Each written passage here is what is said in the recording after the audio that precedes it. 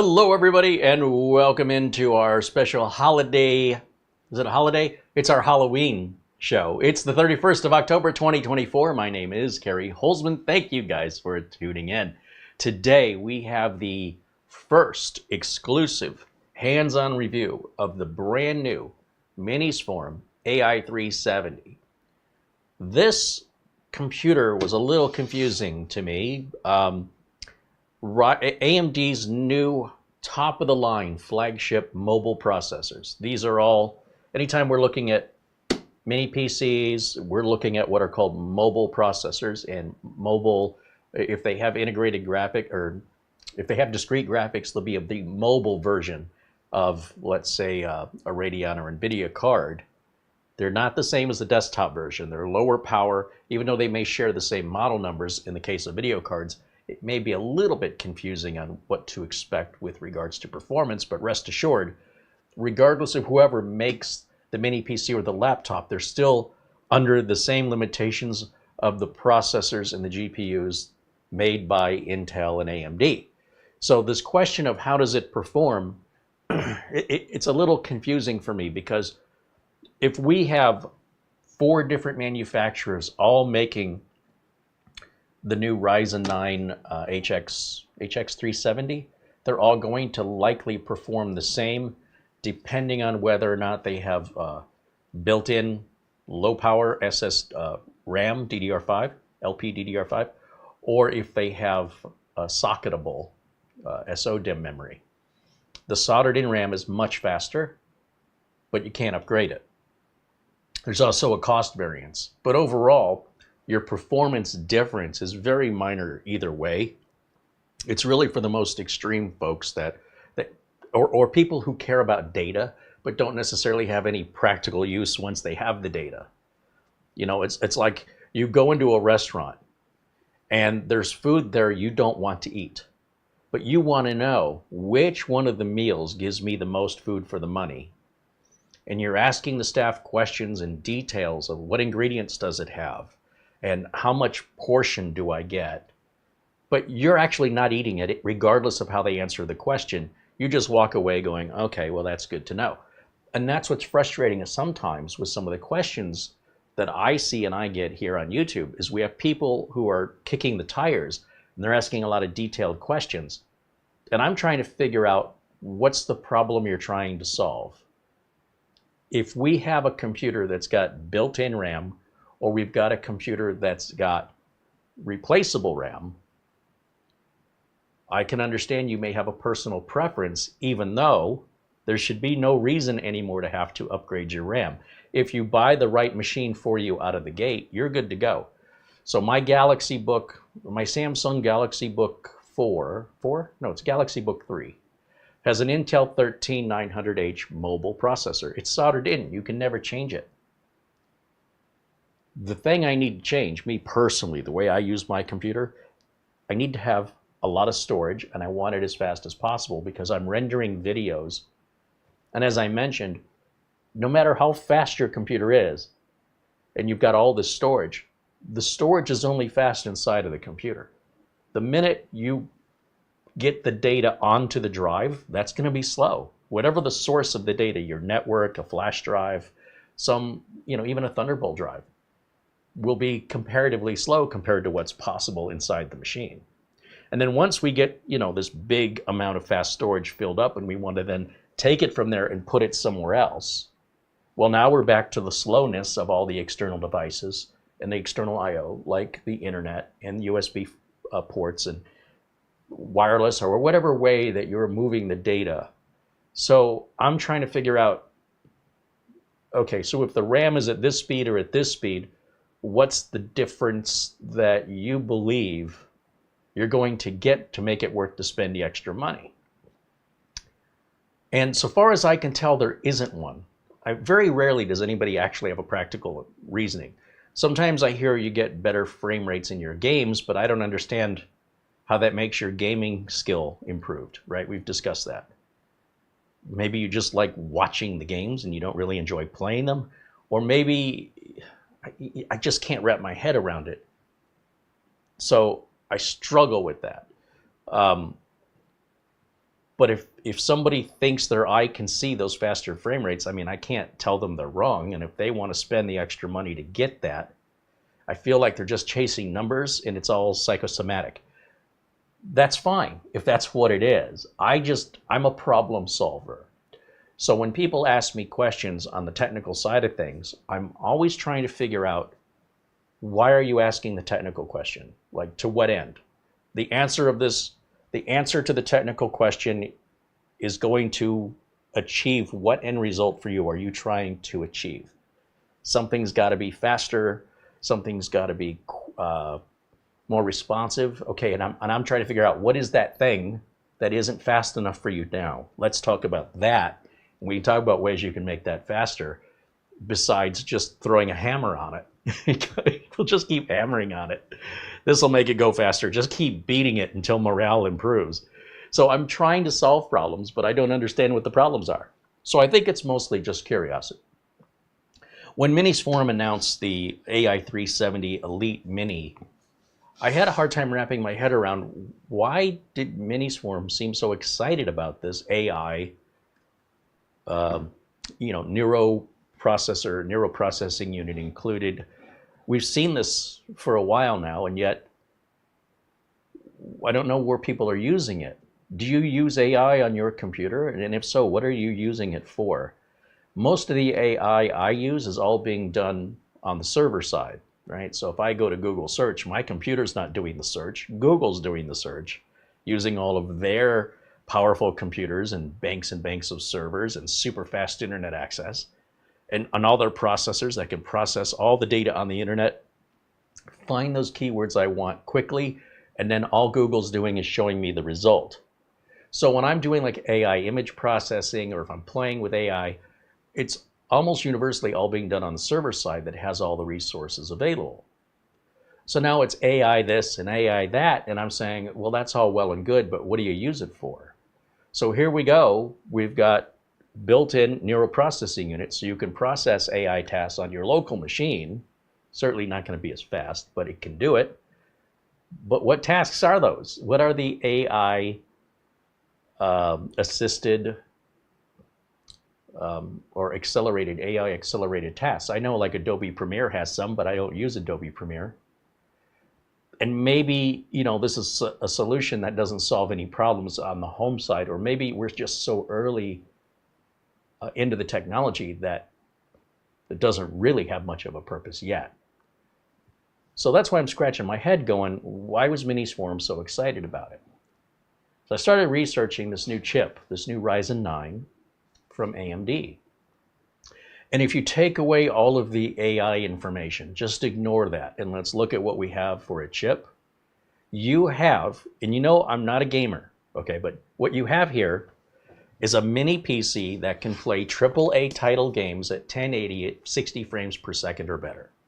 Built in the single most powerful internal graphics built into the processor, the APU, that AMD has ever released. And they were already smoking Intel on this side of it, right? So for me, Intel was better for video rendering with AV1 support, etc.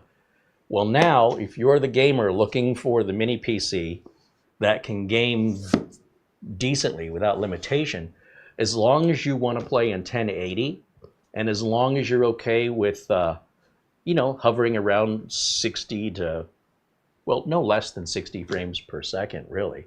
Somewhere around 60 to 80 would be average, I'd say, on any game on the market. Pretty much it doesn't matter what the title is.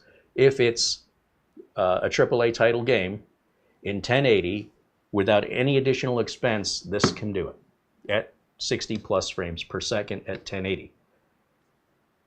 That's pretty impressive. I think that's the focus of the unit, because I was looking at it and I was looking at the price and I just couldn't wrap my head around why I would pay the additional amount for all of the AI, because I don't know who's using it.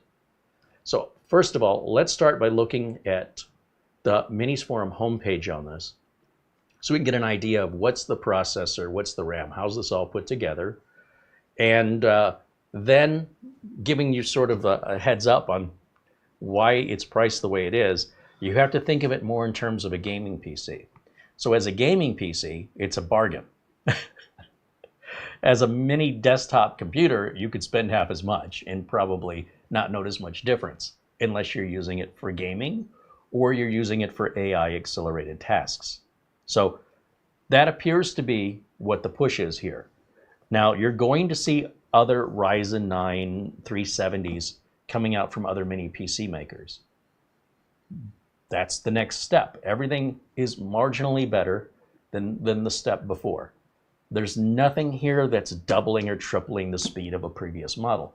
Depending on how you use the machine, and this is probably held true for the last 20 years, every generation of chip is about 10 to 15%, give or take, maybe as much as 17% performance increase in some tasks. They're usually more power efficient and usually get a little bit more for your money in the sense of caching and predictable, what do they call that?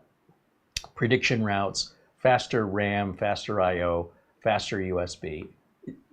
So this is more of that. And as we do these reviews, I want you to understand that there's nothing earth-shattering about any of these mini PCs that I'm presenting to you that blow away. Like if you're expecting there to be a night and day comparison, it's not going to be there except on certain specific tasks. So let's say you're doing something AI accelerated, you're going to go, wow, this is way better than whatever you're using now. If you're playing video games on an older AMD or Intel mini PC, this graphics card is the most powerful mobile GPU integrated into the CPU that AMD's ever released. The RDNA 3.5, I think they call it. But when I say it's the most powerful, we're talking, 10, 20%, right up in there.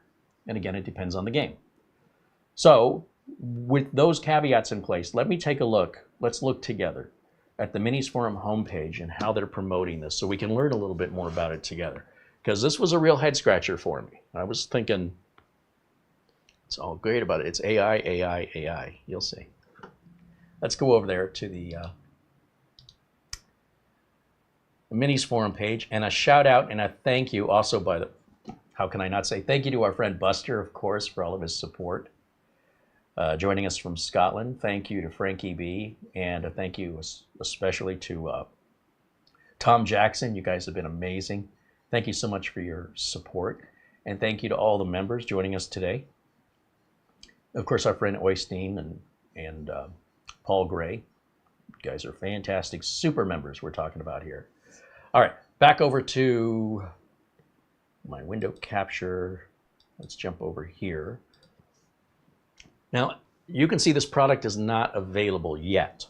They've sent me a prototype, which is probably really, really close to what you're going to get. I mean, it's before they ship it to me, they think they're done with it, and they're just sending it to me for one kind of go over here.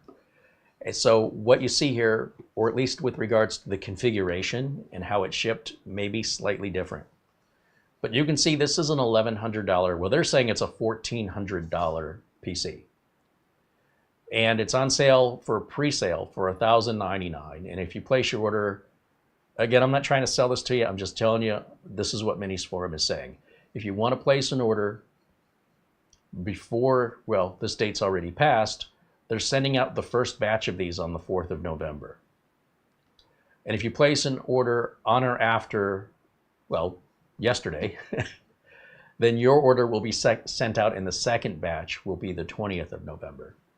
There could be a difference in the batches depending on the response they get. If there's an issue or a concern, they have time to address it and apply it. So you might be better off being in this group anyway, since it's too late to be in the first group. So that's a good way to look at it.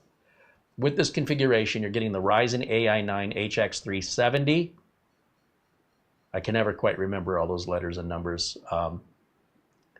Forgive me, whatever I called it earlier in the video, but I'm pretty sure I was close. It's got 32 gigs of RAM and a 1 terabyte solid state drive. Now these, depending on who makes it, could have soldered on RAM or they could have removable RAM. This idea of wanting RAM that you can replace is going away. And it's going away because it's expensive, it's unreliable, and it's cheaper. You can make the machine thinner. You can make the machine more reliable, and you can put faster RAM in when you solder it down. It just makes more sense. My Galaxy Book 3 has soldered in RAM since the day I bought it.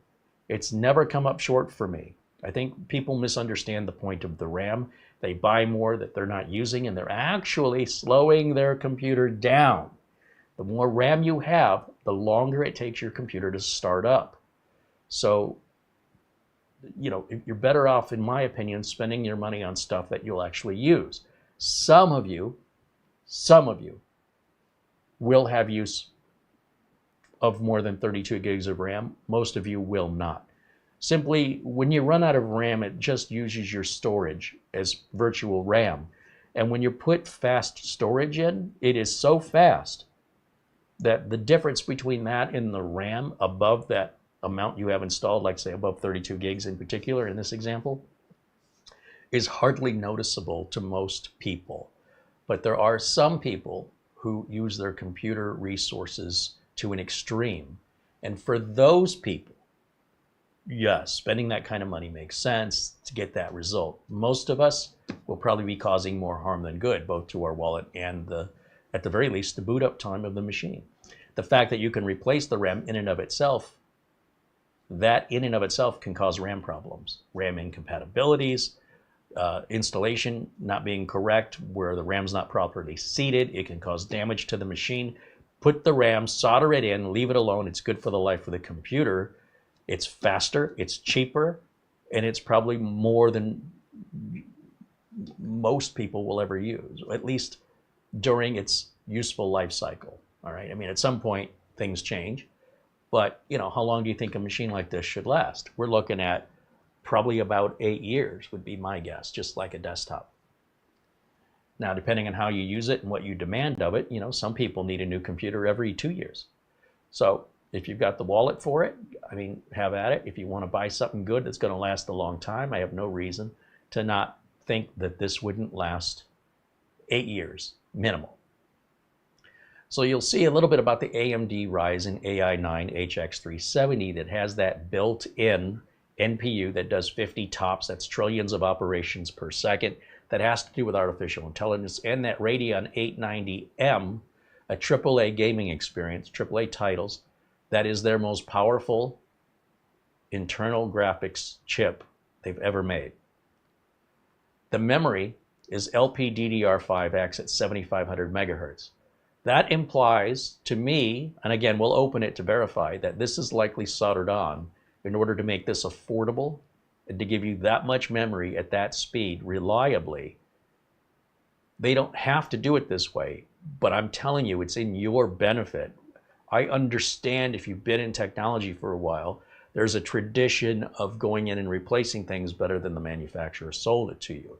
And that mostly holds true on the budget line today. But when you start getting into the high end, you know, again, I'm going to use my Samsung Galaxy Book 3, $3,000 laptop. That RAM is soldered in. Soldered in RAM is there for the performance and reliability that is demanded upon by the people who spend big bucks. Socketable RAM is there for people who want to shave every penny and think they can outsmart the engineers, when at the end it becomes less reliable and will cost you more money. But as a hobby for something to do, you still may have that desire. Now this has two M.2 slots in it, or so they say. Again, we're going to open it up. It says up to 4 terabytes. I really wish they would remove these limits, because these limits don't exist. Whatever NVMe drive will fit into any NVMe slot will fit any NVMe computer. It's not something limited by the computer, it's limited by the NVMe. There are 8 terabyte NVMe drives. And if it will fit into this mini computer, it will work, and this 4 terabyte limit is not true. There is no such thing in 2024 anyway, of any computer outfitted with an NVMe port that has any storage limit at all. The question is, will the drive fit into the slot? Sometimes some computers are built so narrowly or so shallow that the thicker NVMe chips may not sit down correctly. You could also run into heat issues with bigger, faster chips, that the mini computers, or heck, even your desktop computers, without proper heat sinks, will overheat and slow down. not necessarily cause any harm, but it might be really annoying. But again, that's nothing to do with a size limit. No size limit has or has ever existed for any NVMe drive, NVMe slot, sorry, on any computer ever made with an NVMe slot. All right, just to be clear, there never such thing has ever existed. Triple screen display, meaning you've got an HDMI port, a display port, and a USB 4 port. Okay, we've got two 2.5 gig Ethernet ports. Good. And it has Copilot. This comes with Windows 11 Pro 24H2 installed. They're saying the neural processing unit is for faster audio and video encoding. That's good for me, I suppose, but is that any good for you? Do you do video and audio encoding? Maybe you do. Integrated AI features that enhance your workflow. Can anybody tell me what workflow you use that has integrated AI function if only you had an integrated NPU? Because I'm not aware of any except for Adobe Premiere, which takes us back to the earlier statement about audio and video encoding. I imagine this will change in the future. It's 12 cores and 24 threads. It's the Zen 5 architecture with a max frequency of 5.1 gigahertz. It'll do, it says, 80 tops. There's some examples of Cinebench R23 that they've tested. And again, this is pretty much going to hold true from any manufacturer who uses this hardware. They don't make the CPU. They don't make the RAM. Minisforum is simply putting it together the same way any other mini PC is putting it together. The only difference may be like what we saw in the Intel 13th and 14th motherboards where they were overvolting the chips. Some mini PC manufacturers could undervolt or overvolt the chip in order to have it run cooler and quieter or have it run faster and hotter. Ideally, you buy one that's right down the middle and leave it alone, and then you have that balance between cool and quiet and efficient, and inefficient, hot and loud, but faster. So for me, I would leave it the way it was engineered because it's the perfect balance. If I wanted to modify that kind of information, those kind of details regarding power consumption, well, it's possible to do that on many mini PCs, including probably this one. Again, we're going to find out in a minute. I wouldn't do it. I'm a little confused that it says up to 50 tops, right? But up here, it says 80 tops. So something's off. Now, we've seen these typos from Minisforum before, and we'll get down to we'll figure this out. Tops, the trillions of operations per second on the neural processing unit mean nothing to me if I'm not using it anyway, but I would like to see some consistency with what this number is supposed to be. But whatever this chip is from AMD, that's going to be the same from any manufacturer of mini PC that uses this chip. If, for example, somebody comes out with like a handheld gaming computer, this would be a great chip for them to use. Because now you could have 1080 gaming on the go that supports AAA titles at up to 60, more than 60, no less than 60 frames per second is what I'm trying to say. We're back to 50 tops here. I'm guessing 50 is the right number and that 80 is incorrect. One of the things you're going to see over and over with AI is it's all about creation. Creation, creation, creation. Most people are not creators. Most people, especially our audience and the YouTube audience overall, are consumers, not creators. So that's why this may have no benefit to you with regards to AI, unless you are creating or unless some app comes along that can help you consume artificially, using artificial intelligence, which I'm not, who knows, maybe that'll happen, but I'm not aware of anything that exists today except for people creating.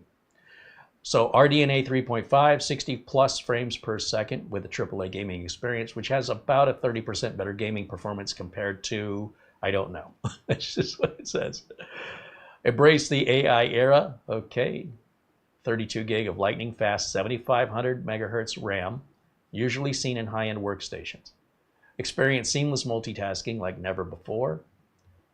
Again, we have this false limitation. There is no such 4 terabyte limitation that has ever existed If an 8 terabyte drive will fit in here, then an 8 terabyte drive will work.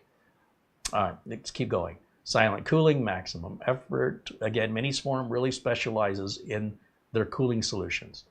They'll often use liquid metal, and that'll be sealed at the factory, and they will advise, they'll tell me, and they'll tell others, do not remove the cooling fan from the top of your CPU. It is sealed in a special manner using the liquid metal that no human being can do. It has to be done by machine to be done properly, and when you break the seal, you'll never make it better than how they sold it to you. You're only going to make it worse.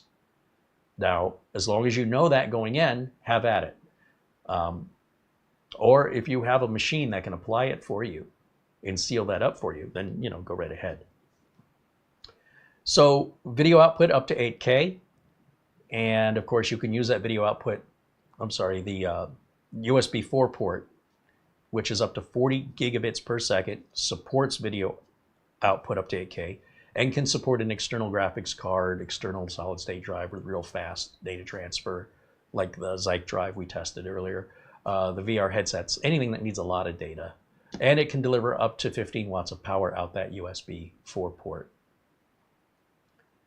So as we scroll down again, up to 3 displays, 2.5 gig Ethernet ports. There's a comparison of a smaller desktop compared to a mini PC. You see the dimensions. It's about 5 inches by 5 inches and smaller than 2 inches tall. And brand new product, so we don't have any reviews. We don't have any other information. That's what they want me to do for you, is they want me to present to you my particular take and evaluation of this mini PC. That's what they've asked of us, and that's what we're going to do.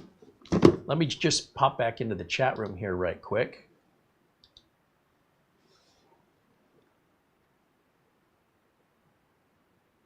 And a 10-pound super chat from our friend Buster. Thank you, Buster. I see Frankie B says hello. Mark Baggett saying hello, along with David Graham and Dustin Fuller. And let's see. Oh, Mark Baggett renews membership. Now a member for 29 months. Right on. Thank you, Mark. Tony Andow says hello, as does Scott and Elijah 52 Dickens. 3D Everything and Charlie Purdy say hello. Thank you to Charlie Purdy also for his contributions recently. I really appreciate you. Mark Gaines joining us from Northern Ireland. Thank you, Mark. Welcome in. John Svensson says hello, as does Michael Sayers and Michael Lavelle. Robert McCord Magumi and Ron Barnish say hello. Peter Laycock says, it's happy Halloween, everyone. It's my mother's birthday today. She would have been 111 years old. Wow.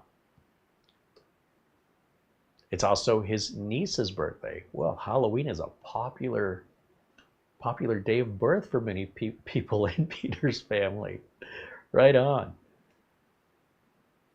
There's a good reason to have some candy. Any reason is a good reason to have some candy. Well, of course, happy birthday to Peter Laycock's niece. Right on. Jared Fowler says, trick or treat. Claudio Ventura says hello from Portugal. Right on. Thank you for joining us, Claudio. Welcome in. Shamim Kajviris from Switzerland, Sweden. I don't know why I can never get those two straight. I want to say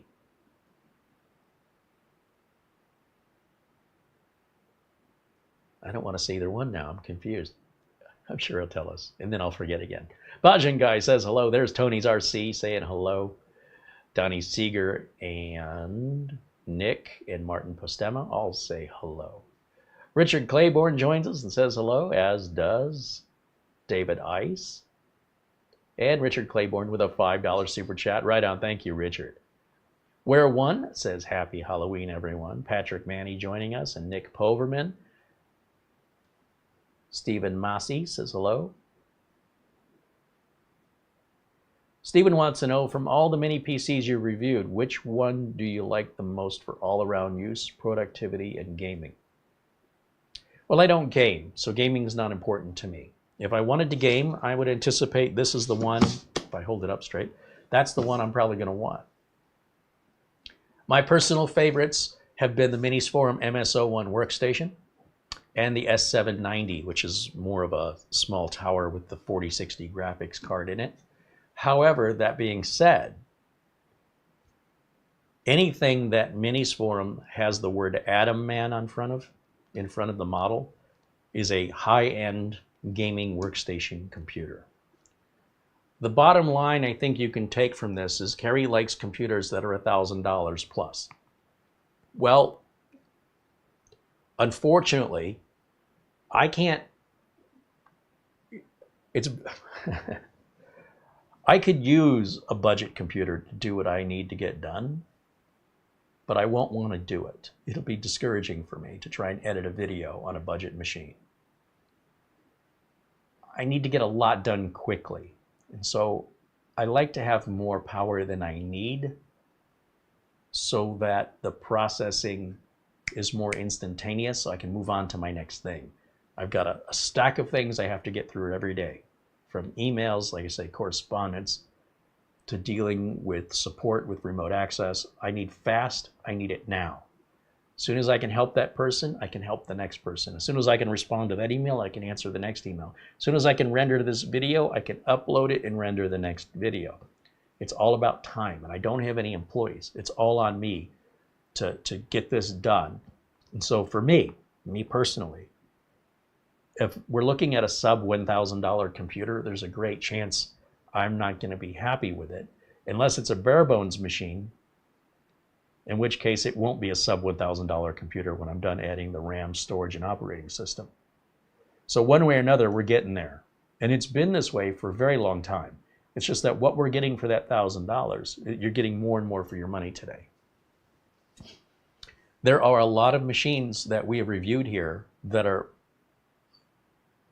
wonderful, amazing, great computers, and I would be very happy with probably out of the 50 we have, 35 of them, because we don't really have much in the way of budget bargain computers, because I don't think I would have a very reputable business if you had to keep replacing your computers every 2 or 3 years. It really depends on the customer. You know, a budget machine may be all they need and they'll be happy with it, but we have more or less an enthusiast community on YouTube. We don't get a lot of business folks here on YouTube, and it's like two different worlds that I live in. I live in a world where the business folks don't want to hear about this nonsense, and the YouTube viewers don't really respect the concerns. I get the feeling a lot of YouTube, not all, they're just not interested. I don't care what your problem is, Carey. I don't care what your demands are with warranty, and I don't care what your customers' expectations are, and whether or not that puts you out of business has no effect on my life, because this has no impact on me, and I'm not interested. I just want to play Fortnite. Fair enough, fair enough. But I feel like there's already enough videos about Fortnite. I don't need to add any more, because what's the point? It's already done. So I will continue stubbornly to keep shoving business in front of you, because that's where the money is. That's what keeps me in business. And if I upset the businesses, if I fail to deliver a quality product, or if I take too long to support them or get them a solution right away, the very fact that they even need a solution may not bode well with me in the future of working with that company. My whole life is on the line with regards to how I earn a living. And that if I screw it up, or if I try and put profits over everything else, that may be good for me for a short period of time, but over the long period of time, you'd have to burn through a lot of customers and just keep getting new ones.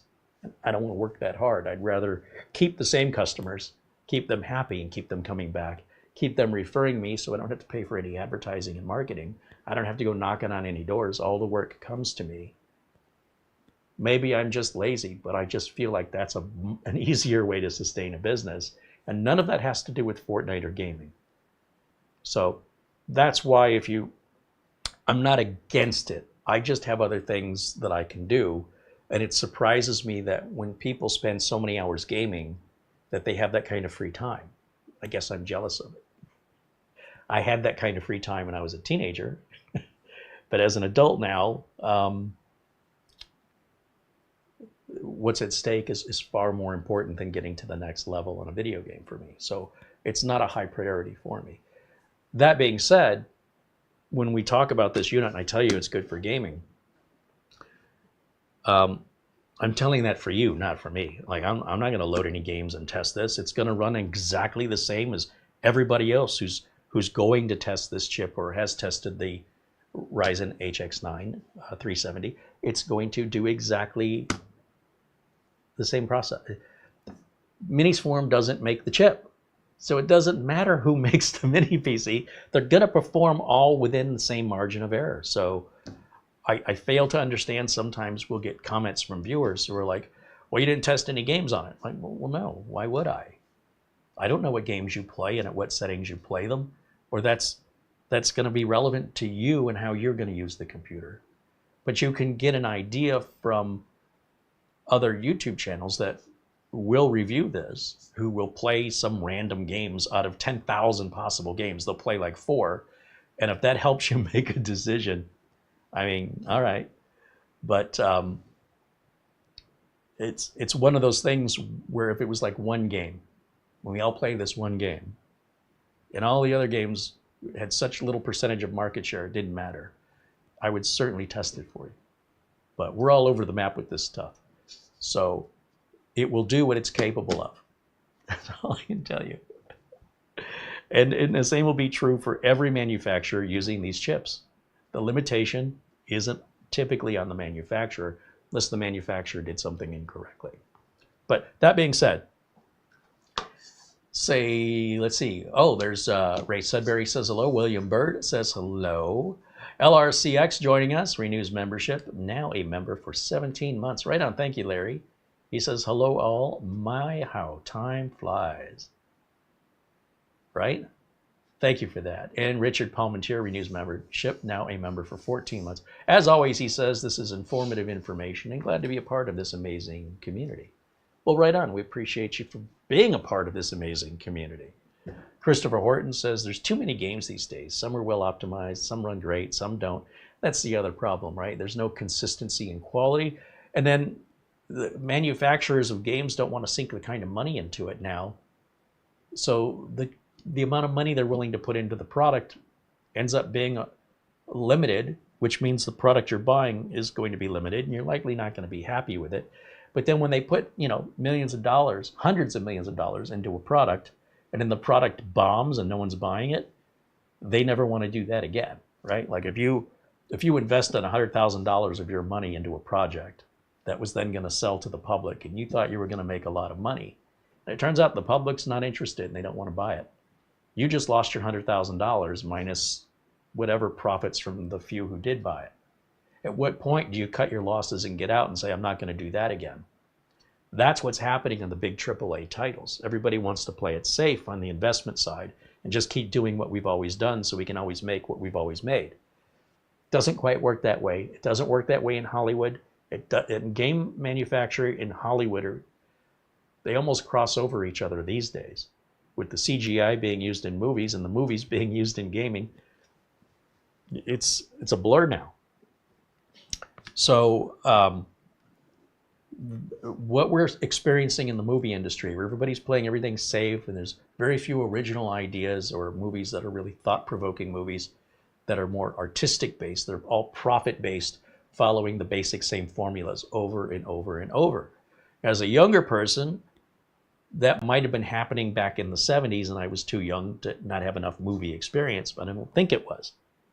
But the older I get and the more I keep seeing the same formulas over and over, the more frustrated I get as a consumer going, I've already seen this movie 4 times before when it had 4 different titles. It's kind of the same movie. They kind of ripped it off. You know what I'm talking about. There's a movie called Freaky Friday. There's a movie called Vice Versa. There's a movie called The Abyss. There's a movie called Leviathan. Whatever it is, there's a counter to it in a lot of movie genres. And this can go on for decades, by the way. How many times do I have to watch a Spider-Man reboot or a Batman? How many times do I have to watch Bruce Wayne's parents being shot in an alley? I've seen this 6 times already. Yeah, but we're doing it with a different actor this time. Anyway, I'd like to see something new, something refreshing. And, when you do that, you risk that it's just not going to hit. Well, that's how it goes. That's how it works. If you play it safe, you will achieve no innovation. And if you innovate, you're going to have some failures. But you learn from those and you keep going. But somebody has to finance all of that. And that's where the issue comes in. Are you putting your money down to invest in it? Anyway, so let's get this unboxed. The AI370. Now, I've searched all over the internet, and I appear to be the first one who actually has hands-on with one. So I can't thank Minisforum enough for giving us this opportunity to get a unique, I know whatever view I have on this, I won't be repeating what anybody else has said. I will be the first one who has said it. All right, that's all I'm saying. Got some documentation. We have the mini PC itself, which I'm going to bring up to the camera here and show you close up. Though it's all plastic, all right? And I know some of you might think that's disappointing at this price point. But the problem when you use a metal mini PC is your Wi-Fi and your Bluetooth are going to have a hard time getting through this. So your range is going to be limited as a result. By going all plastic, it's cheaper to make, it's lighter, not that the weight should matter, but your Wi-Fi and Bluetooth range will be much further. And that's just a universal truth regardless of who makes it. Unless they want to put antennas externally on the back. But then that makes it kind of ugly. But we have seen some mini PCs with attachable antennas. And that's why they did it. But then when you do that, the machine's not as small anymore, is it? What we've got here is the front with our power button. I'm guessing that's a microphone over there. I'm not sure. We've got our audio jack, our USB 4, and 2 USB Type A's. I'm guessing those are 3.2s. We'd have to go back at the specs and look. Nothing on that side, and that side just ventilation.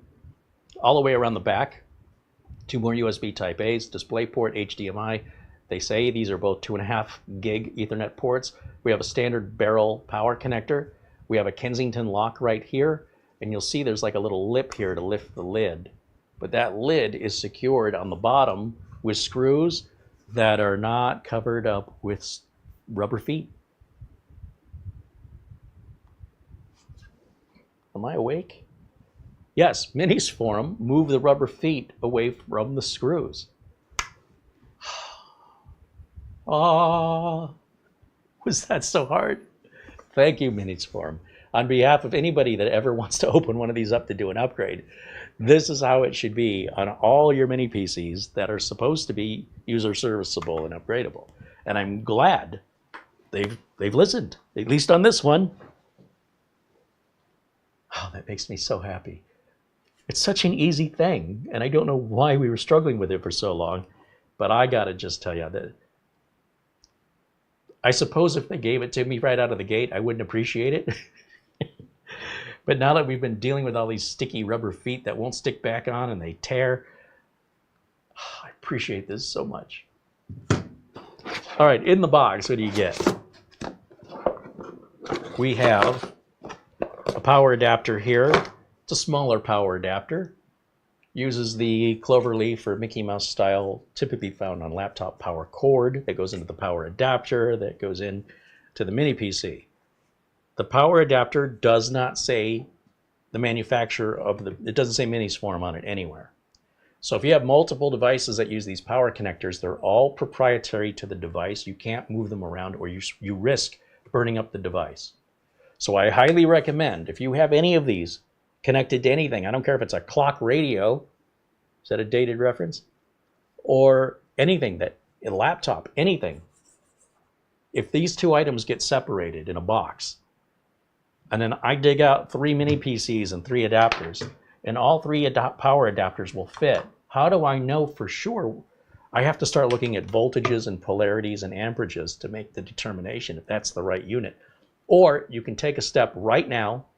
I can grab a silver Sharpie marker and I can write right on it. I can write AI370 right on that. In fact, I think I'm going to right now. Now, maybe you don't have many adapters laying around. Maybe you'll remember. I know I will not remember this. So This tells me nothing but the manufacturer, a third party, makes this power adapter. But I didn't buy it from a third party. I bought it from Minisforum. And because it's black, a black marker is not going to work too well. So I always have a silver Sharpie for just such an occasion. And I'm going to write AI370. So I know what this is in the future. Even if it's not the best handwriting, I don't care. It sits on the floor and no one's going to see it. What I care about is I have some peace of mind when I put these two things together. I'm not going to blow it up, because that's $1,000 you're blowing up. Also in the box, we have a mounting bracket. This is so you can hang this unit behind a monitor, or you can mount it on a wall, you can mount it under a desk. I don't know when you mount it how you're going to get access to the ports, but some people do that. This is our power cable. It's a cloverleaf style Mickey Mouse, looks like a silhouette of Mickey Mouse. Typically found on laptops, and these are typically used on laptops. And these are portable parts, mobile parts that laptops use. It all makes sense. And then we've got a small HDMI cable here, a short one, I should say. So that's all you get in the box, so you're not overwhelmed with a bunch of stuff. What does this do? What does that do? And let's move everything aside. Let's plug it in and turn it on. Now, this arrived yesterday, and I opened it, and I checked to see what version of Windows we have and what updates we're missing. And what I can tell you is it came with Windows 11 Pro 24H2. There were only a handful of updates, but as you well know, those cumulative updates, even with a fast internet and a fast computer, they can take a little while to process. So I went ahead and got that out of the way. AMD Adrenalin was also already installed. It automatically updates itself, so I don't remember what version it was. And that's pretty much all I did with it. So that's why this is not in a wrapper and this is not in a wrapper. I've removed them, and I'm not trying to fool you into thinking I'm opening this for the first time. But I also haven't had much time since it only arrived yesterday. I only had last night a couple of hours to familiarize myself with it, to make sure everything was powering on, because if we're not going to get that far, there's no sense making a video if we can't review it. And so far, we haven't had that problem with any mini PC unless I opened it up and broke it. So we'll save that for later. We'll open the bottom up and take a look at what's in there. I'm pretty sure that RAM's going to be soldered on if it's LPDDR5. That low power double data rate RAM is faster. That 7500 megahertz is going to be soldered in, I'm pretty sure. So when you order this, pay attention to how much RAM you're getting and get the most you can afford if you plan on keeping it a long time. 32 gigs, like I said, that's in my Samsung Galaxy Book 3. I've had that at least a year now. And I'll be honest, there's a Galaxy Book 4 I've been eyeing. It still has a maximum 32 gigs of RAM, and it's only one generation processor newer. So it might be 10% faster, but the machine works so well, I don't think I would notice 10% faster, but I would notice $3,000 missing out of my bank account. That's how good it is. When we start adding 64 gigs, 128 gigs, again, you're going to slow down your boot up time significantly. Significantly. We have that big server from Serve the Home that has 128 gigs of RAM. I could turn this on and boot it up 6 times before that thing will even start loading. You know, the big Threadripper build. It takes a long time. If we took 3/4 of the RAM out of it, it'd boot a lot faster. But that's not what that machine's designed to do. So with that, let me get this hooked up. HDMI will go right here. Ethernet. Normally I would not plug the Ethernet in until I've gotten through the user setup, but this did have the option to click I don't have internet regardless, so you could still bypass the Microsoft login requirement. I appreciate that Minisforum has configured it that way. You do go through the proper out-of-box experience as you should. Keyboard and mouse I will need. Let's bring that out here and here. I hate to use a USB 3 port for a keyboard and mouse, but that's all they give us. Some people are going to say, well, it only has one USB 4 port, so it's a no-go for me. Again, I have to ask, what are you using the USB 4 ports for? Is it that you want to hook up 2 additional monitors instead of 1? I don't have a single customer, never mind most. I do not have a single customer with any USB Type-C devices other than charging cables for their cell phones. They don't have any USB-C printers. They don't have any USB-C. Everything's more or less going wireless, right? So the USB-C, the 40 gig per second, is really there if you have money and big files. So money meaning you can afford a Zyke drive enclosure for $110. You can afford a $200 Gen 4 NVMe to put in there. And you can afford a machine with USB 4 to transfer the data at those speeds. Everything has to be up here for all of that to work. Most consumers that I interact with don't ask me how much money can I throw at this. They ask me, here's how much I have, how much can I get for this? That's typically the way it works.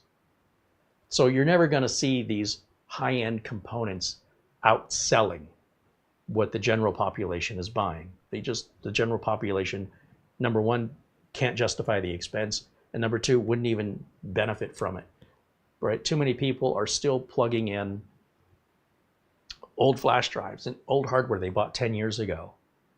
And no matter how many times I warn people, don't mix and match your old hardware with your new hardware, they do it anyway. They absolutely, I would say 100% of the time, do not listen to me. And then I get the call or I get the email. Hey, Carey, my computer stopped booting up. I get some kind of weird problem that doesn't make any sense. And I have learned this is what people do. They don't listen because they think it doesn't apply to them. But I can almost guarantee that whatever failure you will have with your computer in the future will most likely be related to any old hardware that you insisted was fine. And at the time, you were right, but the old hardware is older than everything else and is going to fail statistically much sooner than everything else. So someone emails me, and this is fairly common, and they go, I built a computer, it's been working great, now it won't turn on. I hit the power button, it lights up, nothing happens. I didn't do anything, I don't know what it can be.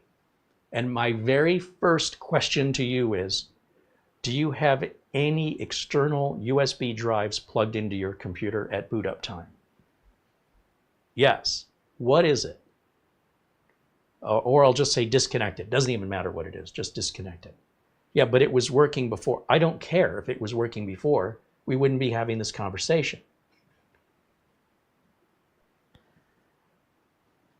So, unplug any external USB drive with the computer off, then turn the computer back on again.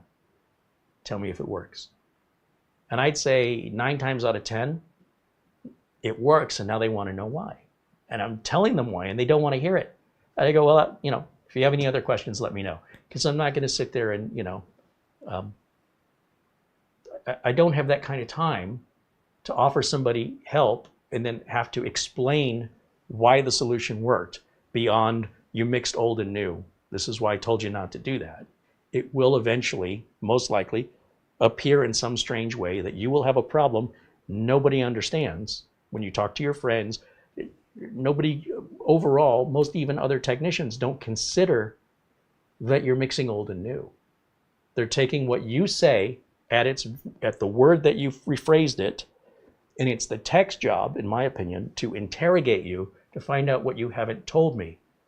Because it's the part you haven't told me that's causing your problem. And if you had known that, you wouldn't have called me. That's where we're trying to get, right? And then they want to know why. Well, beyond mixing old and new, why doesn't matter. There's your solution. Have a nice day. It's one thing to tutor somebody. It's another thing to provide a solution. Providing a solution is very different from tutoring. So anyway, let me move on with the power cable.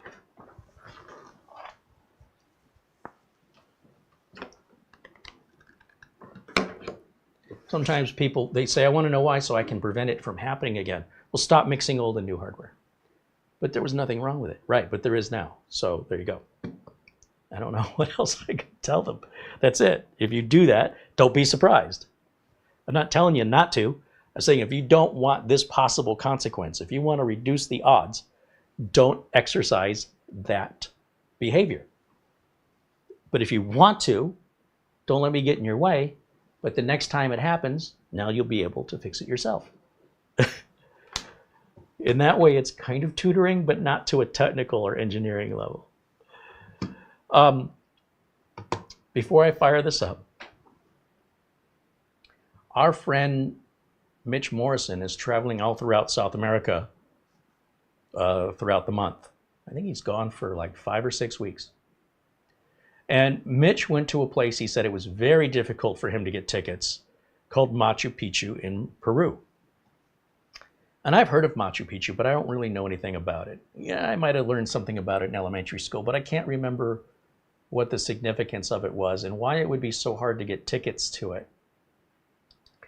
And then Mitch sent us a video, and my jaw just about hit the floor. Watch this. Hey, Uncle Carey and everyone in chat, it's your Uncle Mitch. You get one guess where I am. I'm at Machu Picchu. What do you think of that? It's a little misty out. Luckily, it's not raining, but taking a very nice walk. Look at the mountains there with the fog, and isn't that beautiful? And I haven't dropped off yet, and so there you go. Machu Picchu, Peru. Bye. You see what I'm saying? Holy moly. Wow. That is breathtaking. So thank you for sharing that with us, Mitch. Sounds like he's having a great trip. And I guess I understand better now why tickets were so hard to get. And he said without the assistance of a company that does this, he would not have been able to acquire those tickets on his own, that there was certain processes and forms that had to be filled out that he had no idea, and the company took care of all of it for him. And then there's a limited number of tickets they give out every day, and that's it. It always sells out early. And he said he was very fortunate, because the odds were against him that he was going to be able to get to see Machu Picchu. And I think, well, so what? But now that I've seen it, oh man, that's incredible. Absolutely incredible. The other thing that I wanted to share with you, when Mitch is shooting videos in previous trips, he's always sending me these like huge files that are maybe 30 seconds long or whatever. And I told Mitch, I go, look, I don't know what kind of bandwidth you have when you travel, but you don't need these 30-second files to be uploaded at 4 gigs. There's no reason this couldn't be 90% smaller. And Mitch goes, oh, you mean I could use Handbrake on it? I'm like, oh, you know how to use Handbrake? He goes, yeah. I go, yeah, exactly. So now when Mitch is sending the videos to me, instead of 4 gigs, they're like 40,000 megs. They're like literally 90% smaller. And that's a tip for the rest of you if you want to upload things like video, in particular video, but also photos. The size of the photos that your phone is taking, that you're uploading, they're massive. If you can reduce the size and the resolution of those photos or change the format to something more compression-based, you will not notice a difference on a computer monitor. You won't see any difference. So just a little tip from your Uncle Carey, you can not necessarily need to buy a bigger hard drive. If you can reduce the size of the files that you're saving, if they're pictures and video, even music, more compression through modern Ogg Vorbis MP3 that can give you great sound quality at a reduced file size. And it gets so close these days that comparing a raw file or like a FLAC file in MP3 format or versus MP3 format becomes almost imperceptible now, unless you are the most sensitive of viewer or listener. Some might say, well, that Machu Picchu video had a little bit of artifacting, but you know what? For a 90% smaller file size, it was very minor. So you reach a point of diminishing returns when you're sending these massive files with all the little detail. Most people won't see the little detail. And it's taking 90 times more bandwidth. And whatever amount of time it's taking to upload that file is 9 times longer than it would be. You could be done and move on to the next thing by simply reducing the file size of your photos and videos that you're uploading, that you're putting up into the internet, just so you know. Planet Cryos with a $2 super chat. He says, there you are. Our friend Planet Cryos, I talked to him yesterday and I mentioned we have the 11th gen CPU that a viewer sent in, but I don't have any motherboards. And when I looked at the pricing, forget about it. It doesn't make any sense. And Planet Cryos reached out and he goes, you know, I have a board here. You can have it. No, I can? He said, yeah, I'll send it to you if you want it. Great. So we'll have an 11th gen build coming up because, you know, I have plenty of RAM and plenty of storage and power supplies. All that's no problem. And presumably the 11th gen chip, I'm pointing down here like you can see it. It's just sitting on the floor behind me. Presumably it works. For all we know, it may not work. So at least I'm not putting any money into it. And if we end up with a bad processor, I'll still put the board away. I'm sure it'll come up in something. It always does. Hey, there's Mitch Morrison right there, joining us from South America. Welcome in, Mitch. That was an incredible video. Nice, steady hands. No, he does a great job. And the other thing a lot of people will do is they move the camera too quickly, or they'll shoot it in vertical mode. This ain't TikTok. Mitch did everything perfectly. Steady hand, slow pans, right? Compressed it down, uploaded it, and it looks brilliant. And I can't take my eyes off of it. So good job. If you're looking for another career, Mitch, I think cinematographer might be in the role that works for you. You know, if the whole working in front of the camera doesn't work out, yeah, you might have a career in working behind it. It was a great job. Great job. All right, so let's turn this thing on and hear what it sounds like. By the way, can I just say, we have wonderful temperatures outside here in Phoenix. Finally, we're down into the 70s. What's the temp right now? I have been waiting forever. 78 degrees Fahrenheit here in Phoenix right now. It's beautiful outside. Beautiful. Can it just stay like this? Probably not. And right quick, let me just check the emails while I've got the phone in my hand. Frankie B again, thank you for the Amazon gift card. Very generous contribution from our friend Frankie B. And Tom Jackson as well. And we're going to have some more builds for you. I'm waiting on some motherboards which will not arrive here until the end of next week, so they say. If they arrive sooner, then we'll do our Intel Ultra build sooner. That's all we're waiting on at this point. All right, so we're going to turn this on. I want to show you accurately as I can, actual boot time. And this is a cold boot. The machine's been off and unplugged. So let's see if we go to our HDMI input, and I take camera 1 and I put it in a corner. That way you can tell when I hit the power button and initiate the boot up sequence. Right now, there's a little light that comes on. I don't hear a thing. It's whisper quiet. I do expect it will ramp up and then ramp back down again. But it didn't. Well, we're already up. So it's still loading some things in the background, but I mean, we can start using it. If we go to our system properties, right click on the start menu and go to system, we can see we've got the AMD Ryzen AI 9 HX370 with Radeon 890M. Did you get all that? 32 gigs of RAM. 23.6 is usable, meaning that the graphics card here is borrowing or stealing from this amount over here. And you can adjust this in the BIOS, I think, but you should just leave it to auto. That's what I would do. Windows 11 Pro, 24H2, that's not my doing. That's how they sent it to me. It just had some updates, obviously, from Microsoft. If I ship you a computer, by the time you get it, there will be some Microsoft updates, even though I fully updated it before I sent it. We can check our activation status to make sure we have a licensed copy of Windows. See if Windows is activated. It's active. Great. I would expect nothing less. Let's go to the device manager. Let's take a look at the network interfaces that we have here. So with regards to our adapters, we have a killer Wi-Fi 6E wireless adapter that has Bluetooth 5.3. And we have two Realtek gaming 2.5 gig family Ethernet controllers. Now, out of the gate, everything's looking good. We've got the AMD Adrenalin software down here.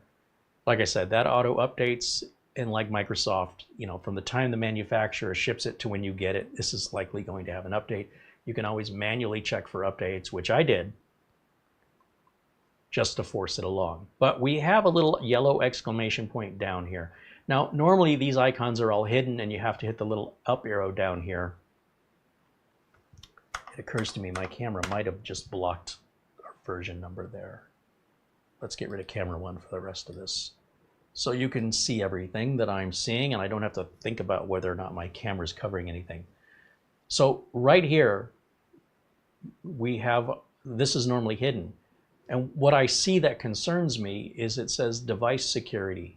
Secure boot is off. Your device may be vulnerable. Remember, we have, it's my understanding, a prototype. So this might have been something somebody overlooked. I will bring it to Minisforum attention immediately after this video to make sure that when they ship these, that they're not being shipped with this turned off. I think somebody missed this. But it says your PC is manufactured as a secured core PC by Microcomputer Tech Limited. That's Minisforum. But it does not have the secure core PCs turned on. Okay, well, let's take care of that. Now, again, I've never been in the BIOS of this machine. I have no idea where it's at or what it looks like, but let's try and see if we can find it. I'm sure we can. It's by restarting it, and then I'll start pressing the delete key right about now, over and over, press, press, press. And apparently I've missed the opportunity. Once you see the little toilet bowl flushing down there, that indicates Windows is loading. So I'm going to try another way into the BIOS, which is simply by going into the troubleshooting mode of Windows. And it's a couple of clicks. Probably shouldn't be, but I guess they don't want you to do it by mistake. And what we do is we go to our settings, and we're going to go to Windows Update. We're going to go to advanced option. Is it advanced? Yeah, advanced options and then recovery. Under recovery, we want advanced startup mode and hit restart now. Are you sure? Yes. That's a lot of clicks to get us there. When it restarts in advanced mode, it's going to give us some restart options that you don't normally get at Windows boot up, because then people would complain the boot up's taking too long. But then when the boot up's too fast, people complain I can't press the key to get into the BIOS fast enough. Pick something. Anyway, so this is pick something to be outraged. This is a very easy way to get into it, even if it is several clicks, because we're not done yet, right? I mean, that's just getting us to the advanced menu. So the advanced menu is going to come up, and one of the options will be to restart into the BIOS without us having to do anything else. So when this comes up, we're going to click Troubleshoot. We're going to go to Advanced again, and UEFI firmware settings. When we click on that and again hit restart, there's another, what, 4 clicks? We're 8 clicks into this so far. We don't have to do anything but stand here. And when the machine restarts, it immediately goes into the BIOS, and you don't have to worry about pressing any keys. It's that easy. And one of the benefits of having a UEFI BIOS, something you're not going to have on an older machine. Now, the BIOS is a little different from what we've seen from other Minisforum machines, which of course you can look through my video library and see our other reviews. It looks like we've got a Crucial 1 terabyte drive installed. That's what that model number looks like to me. The memory is 7,500 megahertz. Yeah. Under advanced boot, maybe it's under boot. Fast boot is enabled, so that's certainly going to explain the faster boot times. No reason not to turn that on that I can think of. Secure boot, it's probably under security, right? That's where I would have put it. It's secure boot right here. Is disabled. This needs to be turned on for Windows 11, and I don't know how that got through.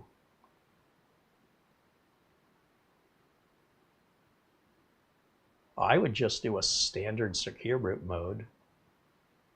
I think that's all it needs. I'm guessing, because I don't normally, I normally leave a BIOS when I'm building a machine at its defaults. So I don't normally have to go in here and do any of this. If you're already using secure boot and you change this, you may make your machine unbootable until you change it back. But since we never had it on to begin with, I think we should set it up right to begin. Under advanced, just because we have not looked under this menu, I'm curious what our options are. Auto power on. I don't know what auto power on is. Oh, I see. If it loses power, if you tripped over the cable or you had a power outage, and then the power comes back on to your house, your electricity comes back on, do you want the machine to stay off or do you want it to turn itself on? The problem with having it turn itself on is, what if the power outage is still in process of being repaired and the power goes out again? That happens during storms here in Phoenix, where you'll get a power fluctuation. You think it's on, it goes right back off again. I would just say leave it off and I will turn it back on. But if this was a machine you had somewhere remotely and you did not have access to it, you might just want to plug it into a surge protector and take your risk and let it get spiked every single time the power goes off and on again. By default, we want it off, in my opinion. Or you could just say whatever state it was in before it lost electricity. If it was off, leave it off. If it was on, turn it back on. That's your third option. Wake on LAN, we don't use that. Again, it's more of a something corporations use where they can save electricity by having machines that aren't in use be serviced remotely by turning them on remotely when you need to, and then having them turn back off into it's almost like a standby state. But that requires software and knowledge to activate and utilize that. The CEC support is something I'm not familiar with. I don't know if we want that enabled or disabled. So here's your power limit. Remember, I was talking about you can have the machine run lower power, which means lower heat, slightly lower performance. Also less fan noise, hence quiet. You've got performance mode, which means crank up the power, crank up the heat, and crank up the fans so I can go just a little bit faster. Or my preference is to be right between those two settings, quiet and performance, which is balance mode. That's how it's shipping from the manufacturer, and that's the setting I recommend to sustain a very long-term, reliable, quiet, pleasant to use experience that will last the longest period of time. But that's just the way I look at it. You decide accordingly. I'm just here to explain to you why you might choose something different, but that's not what I'm choosing. RTC wake settings, again, this is like sleep mode stuff, which if it's not running off batteries, I really don't understand the benefit. Trusted computing will be your TPM support, which has to be turned on, or Windows 11 will not install without compromising the safety that you would have on the internet, which would be, in my opinion, an extraordinarily foolish thing to do. Yes, you can wear an all-black outfit tonight during Halloween and walk down a major busy intersection right across the road and hope cars see you. You could, and you might be successful at not being hit by a car. I don't recommend it. I wouldn't wear all black. I'd have something reflective, or I'd have some glow sticks or some LEDs, and I would be crossing in crosswalks, and I would not expect people driving cars are paying attention. They're usually looking down at their phones. So this idea that I'm going to cross the road and these cars are going to see me, what if it doesn't? Who's going to win that battle? So there are things you can do, absolutely, but should you? Well, I'm not your father, despite what your mom says. All right, so trusted computing, we talk about CPU configuration. We have a bit of, the core performance boost, the hyper-threading, all of that's turned on by default. I don't recommend any changes in here. Your hardware monitor, this kind of gives you the idea of your fan speed and your CPU temps without running software like HW Info. It's all in the BIOS here as well. And you can configure the smart fan. Basically, enabling is, it says auto fan speed enabled. Disable means auto, and enabled means setting. It seems to get that backwards. But I'm telling you, the fan's really quiet right now, so I don't want to change it. So let's save and exit now that we have boot mode, not boot mode, secured boot mode enabled. So we'll save and change, save and reset. Okay, I will get these words out, I promise you. Save changes and exit, or save changes and reset. Some manufacturers say it one way, some manufacturers say it another way, but this is universally what they mean. And when we fire up again, there's your live boot time right there. The fan is still whisper quiet. And if we go down to the security settings now, I still have this yellow exclamation point, and it might take it a second to register. Let's see what happens. Oh, I just didn't give it enough time. So as it opened, it also updated that secure boot is on and everything is now happy. So this is a pretty serious thing. You want to make sure secure boot is on if you're using Windows 11, if you want to be safe on the worldwide internet, where lots of people want to steal from you. So I would not take that lightly, and I will and again, this is exactly why Minisforum wants us to look at it. So if we see stuff like this, we can make them aware of it, so their customers will have a better experience, potentially. Now, let me go back over to camera 1 here for a moment. And we'll go full screen on that so I can see. Got to hit the right keyboard. That always helps. And let me take a look in the chat room. If you guys have any questions that you've asked about this, and I just haven't been looking over there. I've been full screen and I can't see the chat. Please ask those questions again, and I'll do my best. If I know the answer or I can get the answer, I'll do my best to provide an answer. There does not appear to be RAID support. They are not promoting this with RAID support. So just because you see 2 NVMe slots or 2 M.2 slots, don't assume RAID support. And I'm kind of glad it doesn't have it, to be honest. We talked about all the reasons why you shouldn't make your boot drive a RAID array. But be that as it may, if you choose to, there are caveats that other people simply don't have, that only you will because you did that. So the fact that this is not offering a RAID array, nor is it being promoted as ever having one, I'm good with that. Now, while I'm looking in the chat, I'm going to turn this off and take it apart and see if I can't do 2 things at the same time. And I know there's a delay from when I speak to when you hear me. And if you're current up to the moment, it should only be about a 4-second delay. But I know some of you are falling behind and you don't even realize it. You can hit the refresh button and make sure that you are scrolled all the way to the right to be getting the latest 4-second delay on these live videos. If you're watching the video after October 31st, 2024, this was a recording of a live video that you're watching, just like when I Love Lucy showed, it's a recorded live in front of a studio audience. Well, yeah, to the studio audience, it was live. You're the studio audience. Some people are confused. Why does it say live? Because it was live. All right, let's shut it down. Let me go over here to camera 2 one more time so I can see where the button is right there, and we'll shut down. And we'll open it up and just verify the RAM is going to be integrated and that there are, in fact, 2 M.2 slots and what's going on in there. We're going to find out here right now.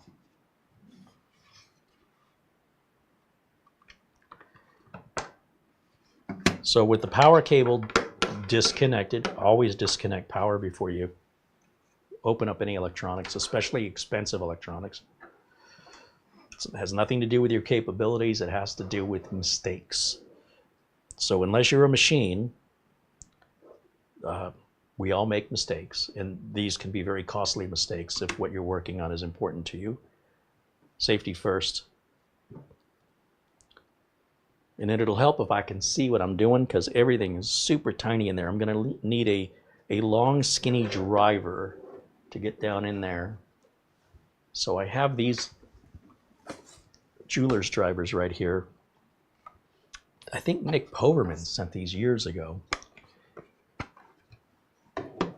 And I never really had much use for them except on occasionally a laptop would come in. But now I'm pulling them out all the time with the advent of mini PCs because they do use those mobile parts that laptops use. It makes sense. They use the smaller, delicate drivers, precision drivers that the same mobile parts in laptops often require. But look, I didn't have to remove any rubber feet. Now that is a Phillips number 2. No, what is that? It's not a number 2, it's like a number 1. It's too narrow. No, it's not a number 1. I don't know what that is. It's smaller, it's not a 0. The bigger the number, the wider the head at the end of the driver. So that one, when I put it in, it's so small, it's kind of wiggling around the middle of the screw. I can feel it. So maybe this bigger one is what I need. This one doesn't seem like it will sit into the head of the screw, like it's too big. We seem to be stuck between a number 1 and a number 0. So I have my JIS driver, but I think it's too wide. Let's see. Here's my JIS driver. Oh, there's like no wiggle room. It literally just sits right in there perfectly, aligns with the head of the screw. There is a slight difference between a Japanese industrial standard Phillips head and an American typical Phillips number whatever. And there's your evidence that that exists. And having a JIS, I still think it's called a JIS number 1. This is great for the installation of M.2 drives. This is great for a lot of these mini PCs and most laptops. You've seen me pull this out when I'll tell you, one of the things I really like about it is it's not as delicate, right? It's not as precise. These are precision drivers. This is great if you need to fix your eyeglasses and work with really tiny stuff. Well, I may have spoken too soon because, well, we got into these two just fine. For some reason, we're not having the same experience on the last two. Oh, wait, okay, I'm feeling, I can't see anything. It literally takes up every bit of space. So it's something you feel for. You kind of have to work as though you're blind. And you will feel the head of the driver when it seats into the screw. And when it does, you can feel the screw spinning versus just the driver spinning. There's a little resistance. There is a magnet right here on the end of this driver, but it doesn't seem to be quite strong enough right now to pick those screws up. Now, as I lift the computer up, you'll see the lid, our top lid here, has come off. And it doesn't indicate to me, as I remove it, does it go on this way, or this way, or this way, or this way? So I guess when I put this back on, I just want to make sure the writing on the front faces the front.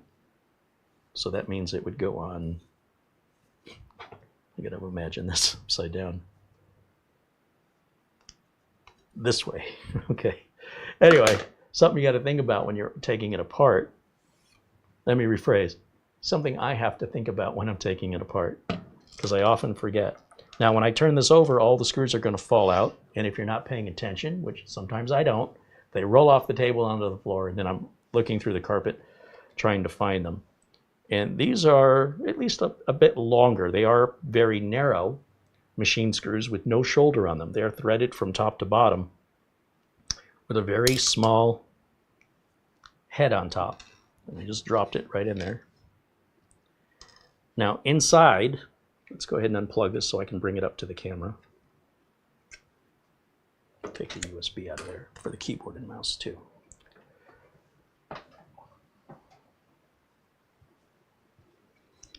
Inside, we have a fan that's cooling down the RAM and the NVMe storage and the Wi-Fi card should all be underneath this cooling plate. This is a welcome addition. The fan you're used to seeing in a lot of these disassembly videos is the one on the CPU that's down here. So there are two fans. That surprises me with how quiet the machine is. I would never know there were two fans in this. But yes, all day, yes. Okay. This bothers me when all I see are vents in some mini PCs, and then they allow you to add like a 2.5-inch drive and a second M.2, and I'm like, what about all the heat? And people don't even consider it. And I warn them, I'm like, you should not be putting that in there, but it has a slot. I want to fill it. Okay. I don't know what to tell you. If you needed to add extra storage and you didn't have proper cooling in here, I would just add it USB. It's not like it's going to run any slower, you know, to a SATA 2.5-inch drive. But, you know, to each their own. I just wouldn't do it. But to remove this plate, it looks like we have a, oh, I don't know. Wait a minute.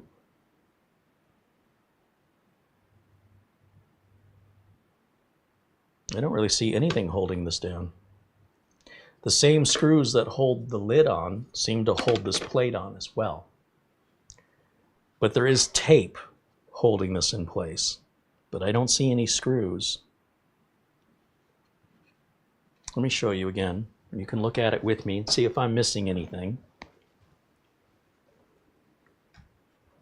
I see the 4 screws that hold this down were part of the lid. I see tape. I see what looks to be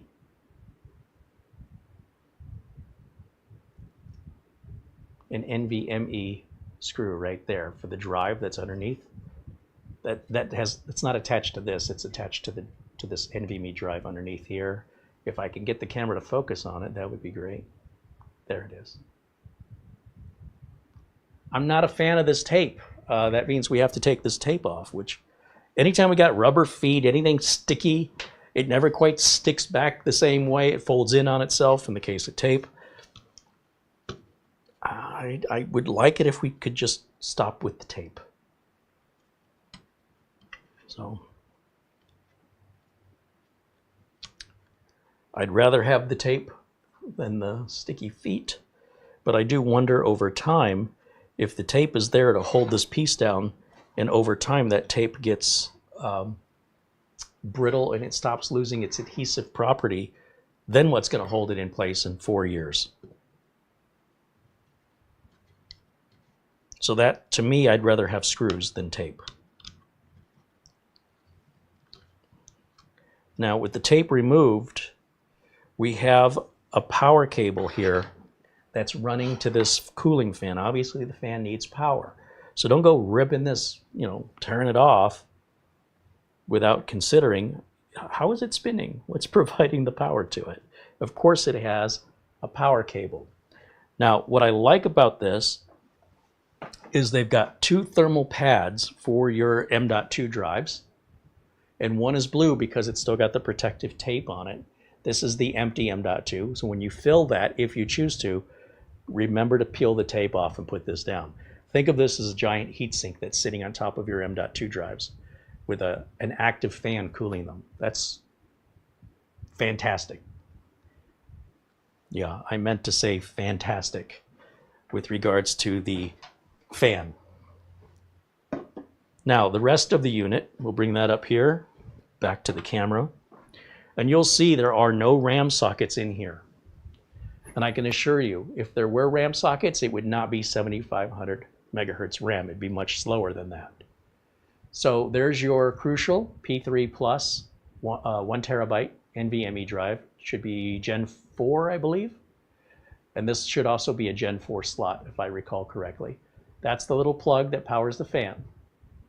I do not see a Wi-Fi adapter, but sometimes they're underneath the NVMe drive. And if you look very carefully, that's exactly where it is. So if we remove the NVMe drive, that, if I can, give me a second, where my finger's pointing underneath the NVMe drive is our standard M2 Wi-Fi adapter. So if we wanted to go to Wi-Fi 7, Wi-Fi 8, Wi-Fi 9, Wi-Fi 112, if it still uses this adapter, you just take this drive out, pop your M.2 out, put your new one in, put your antennas on it. M.2 isn't just used for storage. It can be used for Wi-Fi. It can be used for a couple different things. A lot of times, like some external GPU docks might be connecting into the M.2, which is a PCIe interface. It just doesn't have the bandwidth that a PCIe interface is capable of having. Not that every PCIe interface has a times 16, but there's a reason why when you look at your NVMe speeds, it always says times 4 times 4. It never says times 8 or times 16.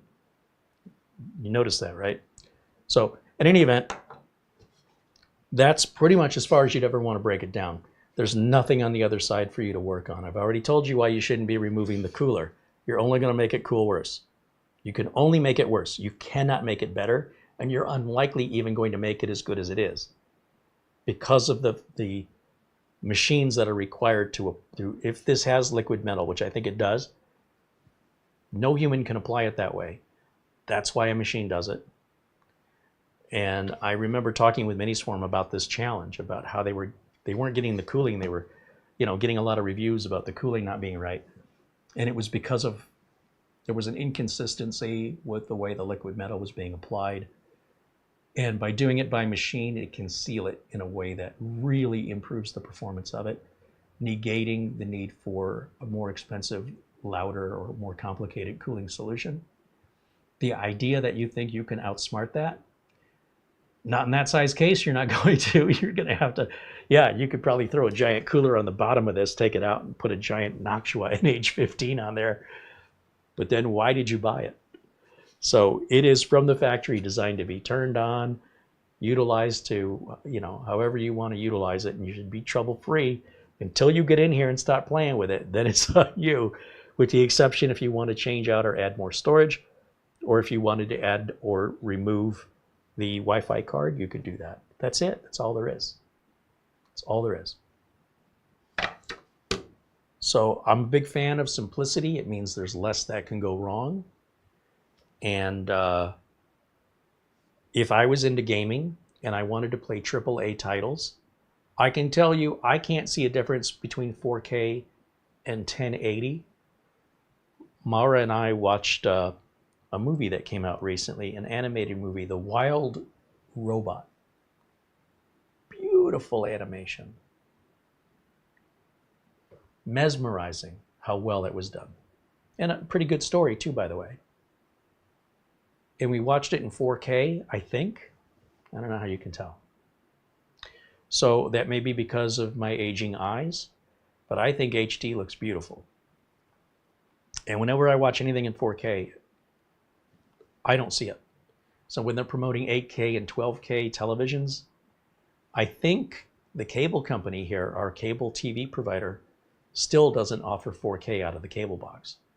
So I know I can watch some YouTube videos in 4K, and aside from making the videos bigger and seeing all the flaws, like sometimes you can see, like on YouTube 4K, I can see things I don't necessarily want to see.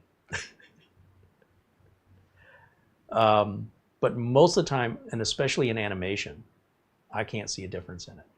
But I forgot why I went on to this topic now. I was going to make a point about it. Oh, 1080 gaming. This can do 1080 gaming on AAA titles. But for people who are like, I want to play my games in 4K. Okay, well, you're not going to be happy with this if you want to play AAA titles in 4K. And you're probably not going to be happy with anything in this price range. You're going to have to double your price. Then you can have that. So nobody's taking anything from you. Nobody's ripping you off. If you must have a Rolls Royce, you need to buy a Rolls Royce and pay the money for a Rolls Royce. You cannot buy something that's not intended to be that and then expect it to be that at half the price or less, because that's what we call unreasonable expectations. You're no longer being reasonable. Now, you might hear a story of somebody saying, I bought a Rolls Royce for $1. It was an estate sale and I just wanted to get rid of it. A, you still got to pay Rolls-Royce maintenance on that thing. An oil change on a Rolls-Royce, you have any idea? So even if you got the car cheap, the maintenance gets more expensive. Well, the same holds true on PCs. So just bear that in mind and set your expectations to be reasonable, because I don't want you to have buyer's remorse or to be misled, you know, that you thought something was going to be different. If anything, I'd rather undersell it so that you are amazed at just how quiet it is, and you're amazed at just how responsive and quick it is, and you're amazed that there's nothing for you to improve on this. There's no point in it. Some people will do it because they want to, but there shouldn't be any reason that you have to. I can understand wanting some more internal storage. I get it, but to a certain limit, because once you start packing in, I'd say anything more than 4 terabytes of storage, you're probably not backing that up.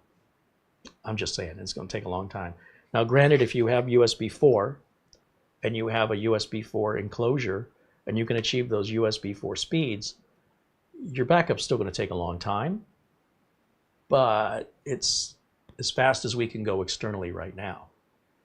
And if you've got that kind of money that you can do that, why not just buy a NAS? Why not put everything on the NAS? Utilize your 2.5 gig networking to a 2.5 gig switch to a 2.5 gig NAS, and you're going to move not quite at 40 gigabits per second, but you'll be about 2/3 of that, right? 2.5 versus 4. So I would say for the price and the capacity that you get on a NAS and the universal access to it, if you want to, you know, utilize access from any computer in the building or from any computer outside of the building if you choose to, that's way more versatile than this as far as storage goes. So I am strongly encouraging people to stop having massive amounts of storage in your computer. That's a terrible place for it. We can get it out of the computer. That would be far more cost-effective, reliable, accessible, useful, and expandable than the limitations that you are voluntarily imposing on yourself when you insist on continuing to do things the old way when we didn't have these options, which you are welcome to do. I'm not telling you what to do, just advising.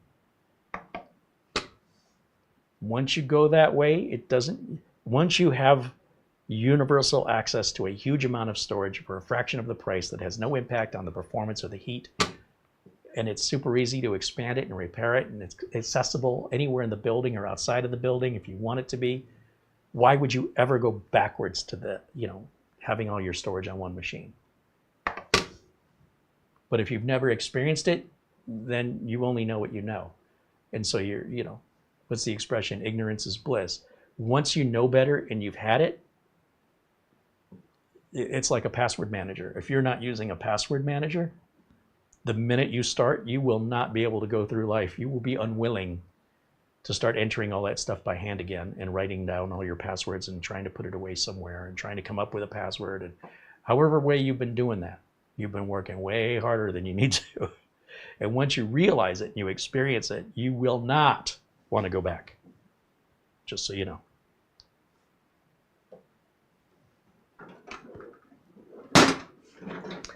All right. Christopher Horton says, it looks like we traded rubber feet for tape, but was it worth it? I'm going to say I'd rather have the tape than the feet, but more importantly, I'd rather there not be either, right? I don't want to have to remove the foot, and I don't want to have to remove the tape. Just give me a regular, instead of tape, give me a couple small screws. They've certainly done that in the MS-01 with the heatsink where we had to remove a couple of small screws. They didn't put it down with tape. So the fact that we didn't have Secure Boot enabled, the fact the website says 50 tops and 80 tops on the same site for the same product, there's a mistake there. And the fact the engineering decision to use tape on this at a $1,000 price point, at a $300, $400, maybe even a $500 price point, I'd say, okay. But at this price point, I spend the money for the screws.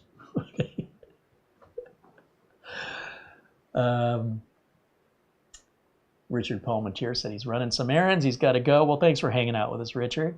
Peter VZ with a €1 super chat contribution. Right on. Thank you, Peter. 3D Everything saying good morning from California. Morning.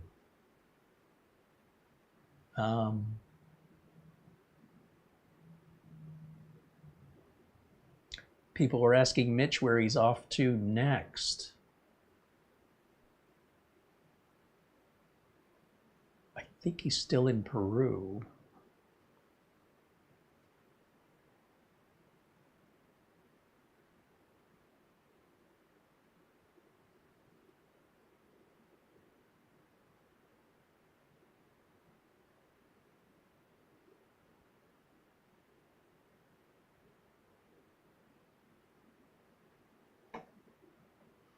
William Bird said you just got the infamous unsupported mode error. If you don't have an operating system, you would need a different monitor to get into the BIOS.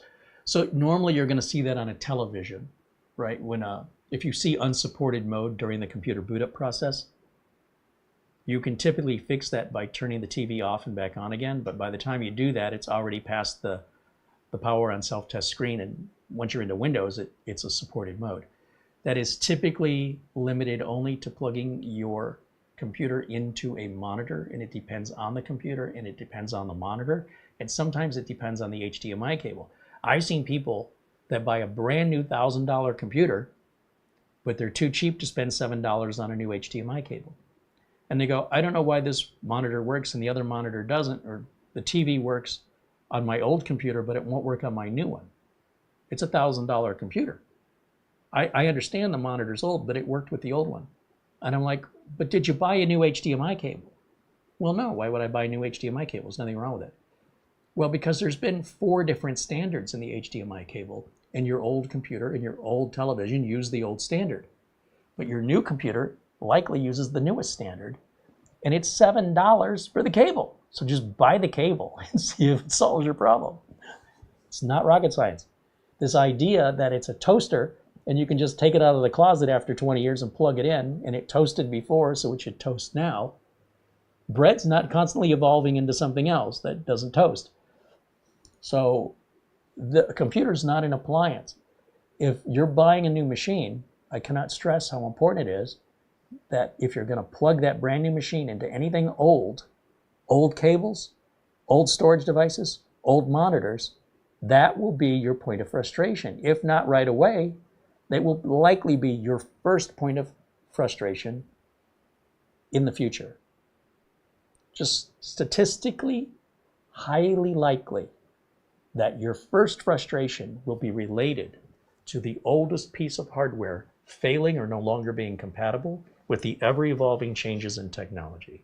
So if you want to have the best experience possible, when you buy your new car, don't take the old tires off of the old car and then tell me about how terrible your new car ride is, and that you just had to, you had 2 flat tires and you can't get any traction and it's slipping around in the rain. Why would you do that to yourself? You bought a new car, you put new tires on. Well, it's not like you can. Federal law, I think, requires them to put new tires on the car, so you can't make that terrible decision.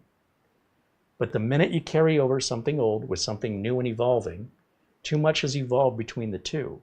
So even, and I can't stress this enough, even if it's working at first, the first failure, when it happens, will likely be the oldest thing. And that includes the cables. And if I were you and you're going to do it anyway, and you have that first failure, which you will, the first thing I would check if I were you, are the old stuff first. That'll likely get you to a solution much faster.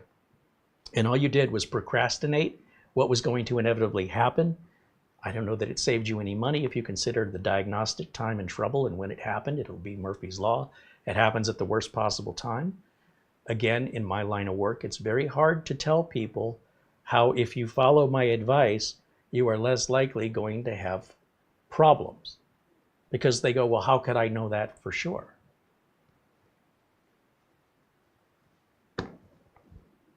So I had a client who basically did that and said, we don't believe you actually do anything because we don't see you. I go, you don't need to see me. I'm working remotely at night when the office is closed. But how do we know that? I said, well, how much data loss have you had in the 10 years I've been working for you? None. How much downtime have you had since the 10 years I've been working for you? That was a result of, like if you have a power outage or the construction company cuts the internet, I can't do anything about that. But when has there ever been a problem that I had to come in and fix that shut your whole business down in the last 10 years? It's never happened. How much data have you ever lost? Well, we've never lost any, but you have. I've recovered it.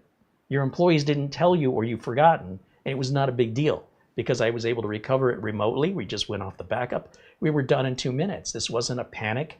This wasn't a freak out, and you don't remember it or you weren't told. Well, how do I know that even happened? I don't know. So what would happen if we stopped using your services? I don't know. Okay, well, we're going to stop using your services. Okay. We're probably going to be fine if you say so. So why do I have insurance? I never use it. Okay, don't have it. I don't know what to tell you. Four years later, 4 technicians later, everything is screwed up. And I mean everything. They were limping on hardware that was failing. They brought in another tech who replaced the hardware at great expense, only to have it fail because he didn't know what he was doing. They replaced that tech with another tech who undid what that tech did and the tech before him did to put in what he wanted, because every tech thinks they know everything and they want to do it whatever way they want to. And this company doesn't know a thing about tech, so they assume the person they're hiring knows what they're talking about. They spend even more money to take everything and put it out into the cloud. And when they did that, everything got really, really slow and really, really expensive for the costs. And then when their internet died, they had no access to their own data. So then they hired another tech. And then they called me and they said, our email doesn't work.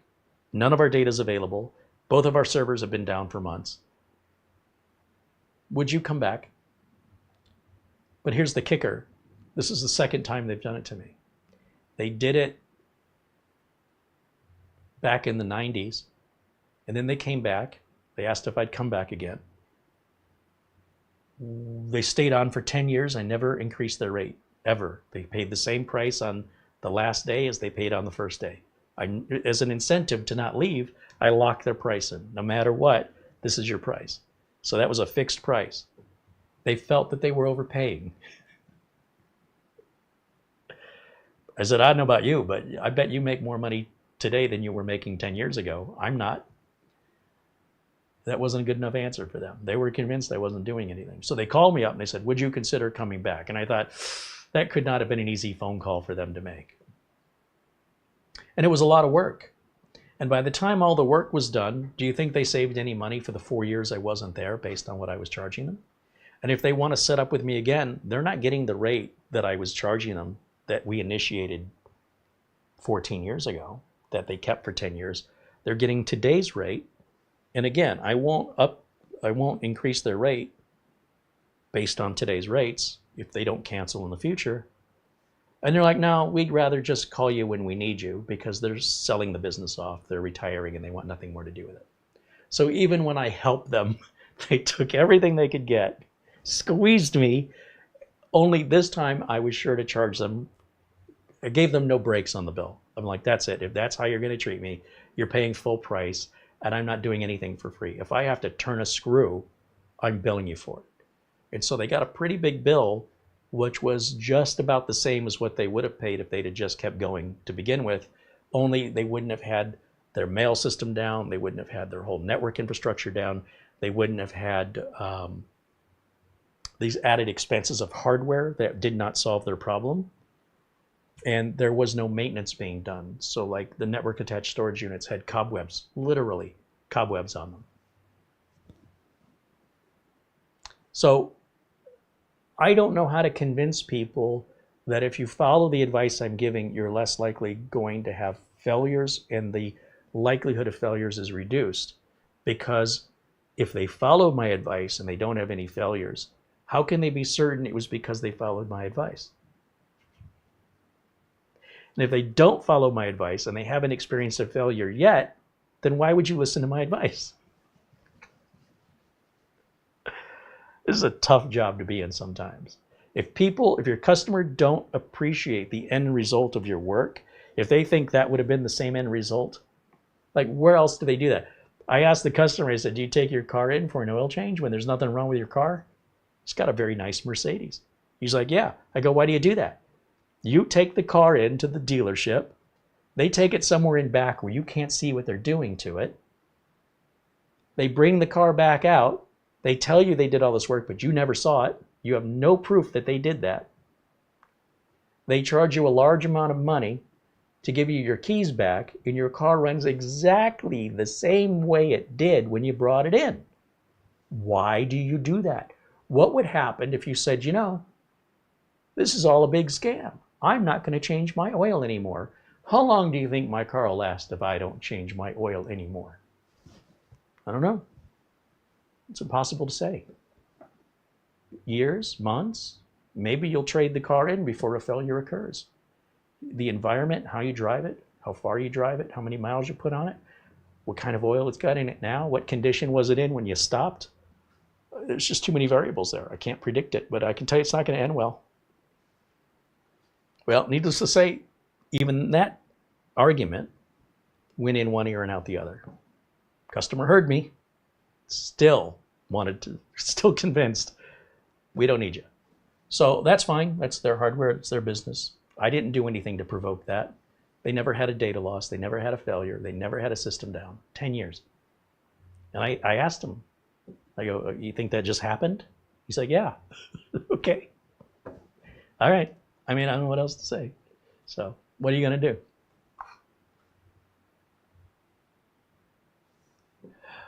Cutout clip says the EliteMini AI370 seems pretty overpriced at $1,100 when you can get a UM890 Pro with the same amount of RAM and storage, and an 8945 HS for just $650. The HX370 is good, but it's not that good. So, you know, I thought the same thing until I realized it's all about the graphics. It's all about that 1080, 60 frames per second plus capability of the single most powerful internal graphics chip AMD has ever made. And if you look at the price of graphics cards, like if you look at what graphics cards that you could add, let's say you had a desktop PC, never mind the CPU. Let's say you had a desktop PC and you want to play games at 1080 at no less than 60 frames per second. And I mean the latest AAA titles.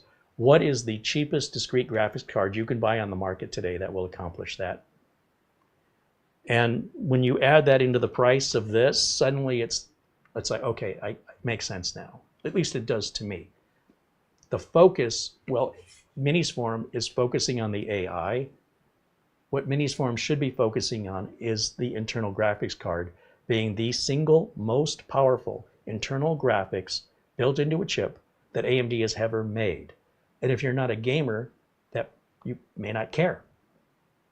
But if you are a gamer, to be able to do that at this, to play those games at that resolution and those frames, AAA titles, with spending this little of money, what else can do that at that price? And I think that's the argument that Minisforum should be making. And again, I'm going to talk to Minisforum about this and say, the gaming market currently today are going to see a value in this. But the rest of the market with regards to AI, it only applies to creators. So what's the point of promoting who is it promoting to? It doesn't make any sense to me. That's why I really struggled when they sent this to me about why were they so excited about it? You know, what's all the hype? What am I missing? That's what I figured out is the key that I think most of us can relate to, is that graphics capability is really being undersold here. And again, if you're not a gamer, it probably doesn't matter to you, but if you are a gamer, we basically have the smallest mini gaming PC on the market that can play AAA titles at 1080 at no less than 60 frames per second. I don't think there's another one on the market that can do that unless it's utilizing that same chip. That's it. That is the latest that AMD can offer you today in 2024 for a mobile chip. It doesn't get any better than this. Intel doesn't have anything better.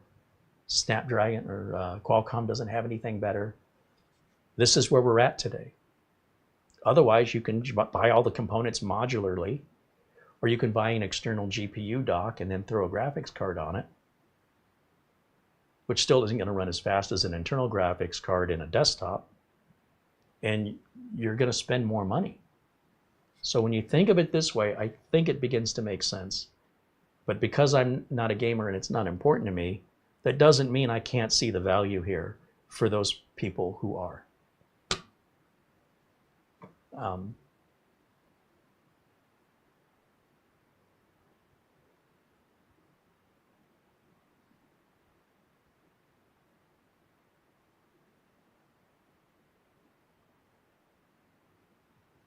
Peter says it's also true that from the 7th generation Intel onwards, the video games do not run as well. And so on a 9th gen or 12th gen or 14th gen, yeah, see, I don't know. Those aren't really made to be gaming chip graphics cards.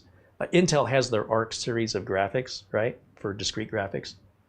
That would be more in line. And then, of course, what is it, Battle Mage or something they've got for that purpose. So if you're buying something that's a tool and you're playing with it as though it's a toy and you're complaining this is not a good toy, it's because you didn't buy a toy. You bought a tool. Tools can be used to build things and create things, and toys are to be played with and to entertain you.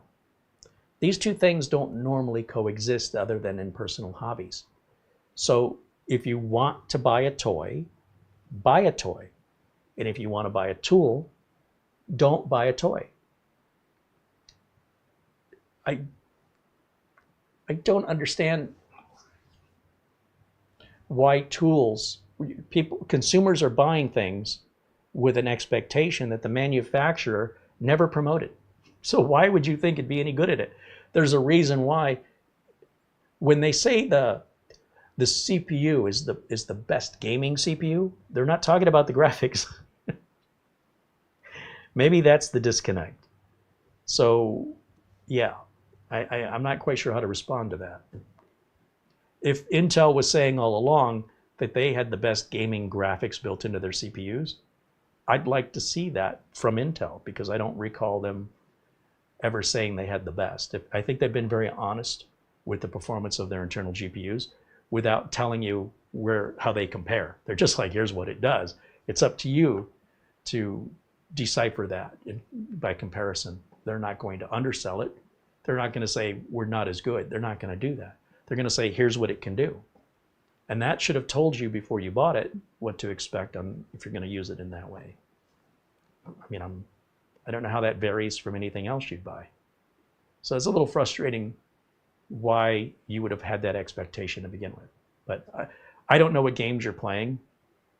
And I don't agree that games play worse on newer internal graphics from Intel than on the old ones. That makes no sense to me. They should always play better.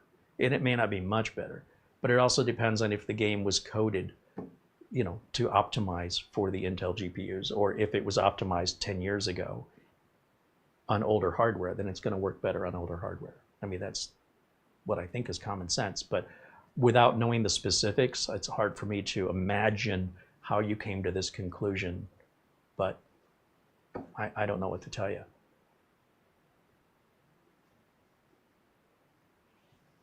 Charlie Purdy with a $10 super chat. Right on. Thank you, Charlie.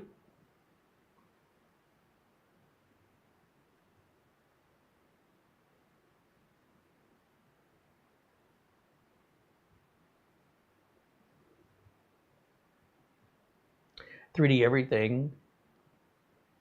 Oh, you guys are talking tomorrow about the evils of sugar. Yes. No. Kaitru Mahali says the NVMe fan is actually held in by screws, and that holds the top. The tape is just for, yeah. So if you look at this piece, just to avoid any confusion, in order to replace or upgrade your M.2 or your NVMe drive, if you were to take the screws out that hold the fan in, you don't have a hole big enough that can get you over here to replace these drives. This is for replacing a fan that's failed. That's all the screws are there instead of rivets, so you can buy another fan if this fan ever goes out. This fan is optional. You don't have to have it, by the way. If this fan should fail on you, you may never know. Unless you have some pretty extreme hardware under here that this heatsink isn't dissipating the heat. This fan is just helping, right? But it's not entirely necessary. Should you ever need to replace this fan for any reason, there are 3 screws. But if we left this in, taped down, and then we took those 3 screws out and took the fan out, we still can't access anything here. This has to come out in order for us to do any work to the M.2 or Wi-Fi. Any modifications would require this removal. And there are no screws that we remove. It's just tape. The screws that hold this in place are the same screws that hold the lid in place. So I'm sorry if you misunderstood that, but just for clarifying anybody else who might have misunderstood why those screws were there. That's there for your benefit in the unlikely event you would need to change the fan, and that's the only reason they're there. And nothing to do with us accessing the NVMe or Wi-Fi on this, which is the only things you can change or modify. You can't do it with that on. Fan or no fan? So yeah, the screws that hold this plate on, and I guess I'm going to say it 5 or 6 times, they're the same screws that hold this on. So I don't know why the tape has to be on this. It seems like it's unnecessary, but I don't know. I would have preferred that this had its own screws. Or if they're going to share screws, that it didn't have the tape. That's all. That's all I was trying to get across. Sorry if you've misunderstood.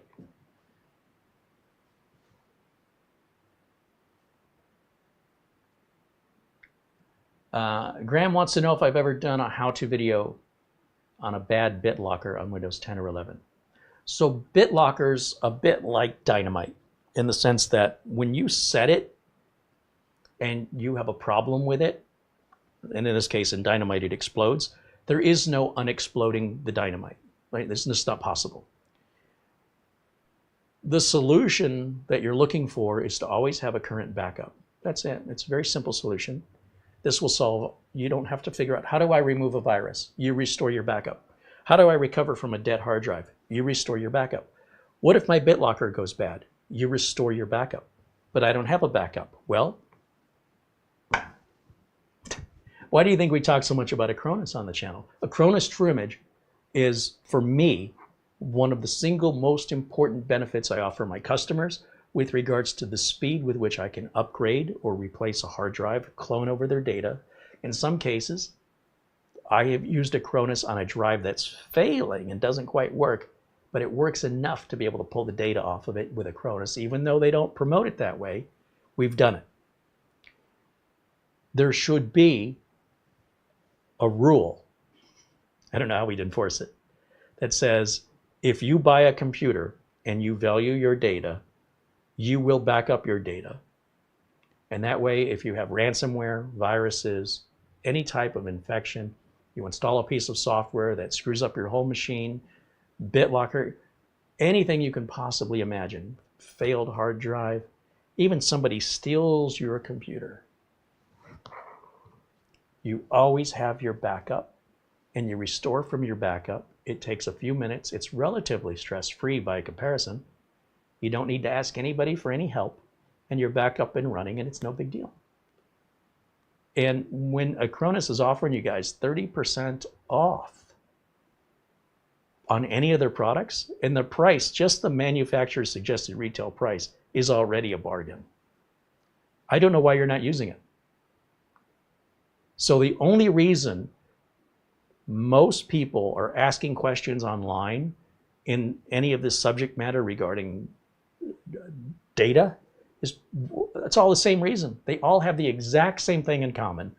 None of them were expecting it. Sometimes people expect it, so they make their backup. But that's a dumb reason. Like to me, it's like, I'm going to get in my car and I'm just going around the corner, so I don't need to put insurance on it. I'm going to get in my car and I'm going to drive across the country, so I better put insurance on it. That's the logic. Like, I'm going to attempt this Windows upgrade, so I better back up my computer first. No, no, no. If you have important data on the computer, you need to back it up for no reason at all. No reason. Just because anything can happen at any time, and it will likely be something you did not expect. That's it. It's that simple. Anybody who's ever lost data in the history of computers all has this one thing in common. It doesn't matter why they lost the data. I accidentally deleted it. I put in a piece of software. I got a virus. I got ransomware. Somebody stole it. There was a fire. There was a theft. There was a flood. There was a fill in the blank, hard drive failure. Who cares? Restoring the backup is so easy. You're in and out. You can change a failed drive out in 2 minutes. You can restore your backup in probably 10 or 20 minutes, maybe less. What is this a big deal about? It's all avoidable. And if you don't have a backup, well, you can expect to have these problems going forward. It always will surprise you every single time it happens. So once BitLocker, once it goes off, that's it, you're done. There's not a data recovery in the world that I'm aware of that can get your stuff back. So, yeah.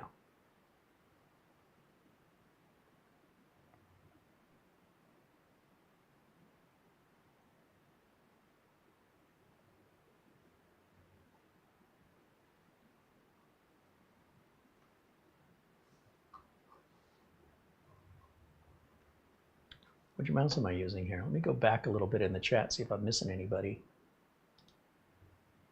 Again, if you have a question and I've not addressed it, it's likely because I haven't seen it. You'll need to ask it again so I can see it.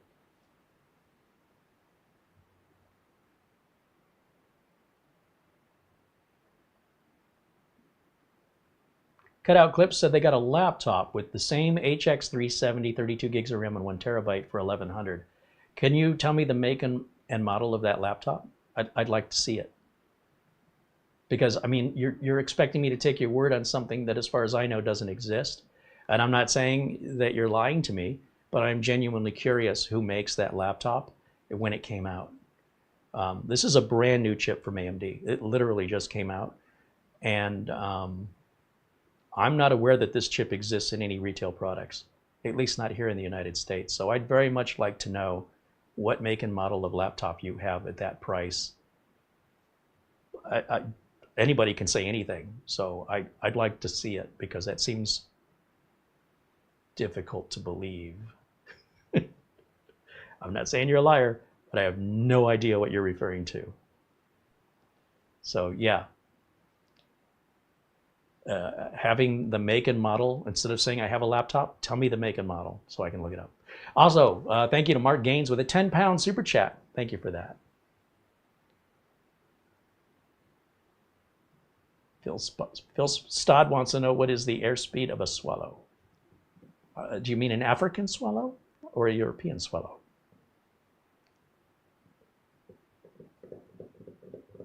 Now, we could test the USB 4 on this. We could plug the Xike drive in. I have no doubt it's going to run at 40 gigs per second, which is about 3,500 megabytes per second, the same as an internal Gen 3 drive. We could also run Crystal Disk Mark on this internal drive. I expect we're going to get about 5,000 megabytes per second out of it because it's the same drive they use on other mini PCs that are Gen 4. By replacing it with a more expensive drive of a similar capacity, you could probably get up to 7,300, but you'll also be generating more heat. Again, with the fan in there, I suppose that's probably not going to be an issue. But let's see. Carey, thank you. I have concern if someone stole my PC, I would like to be encrypted. Well, that's fine. I mean, there's nothing wrong with that. I'm not saying you shouldn't encrypt it. What I'm saying is, if you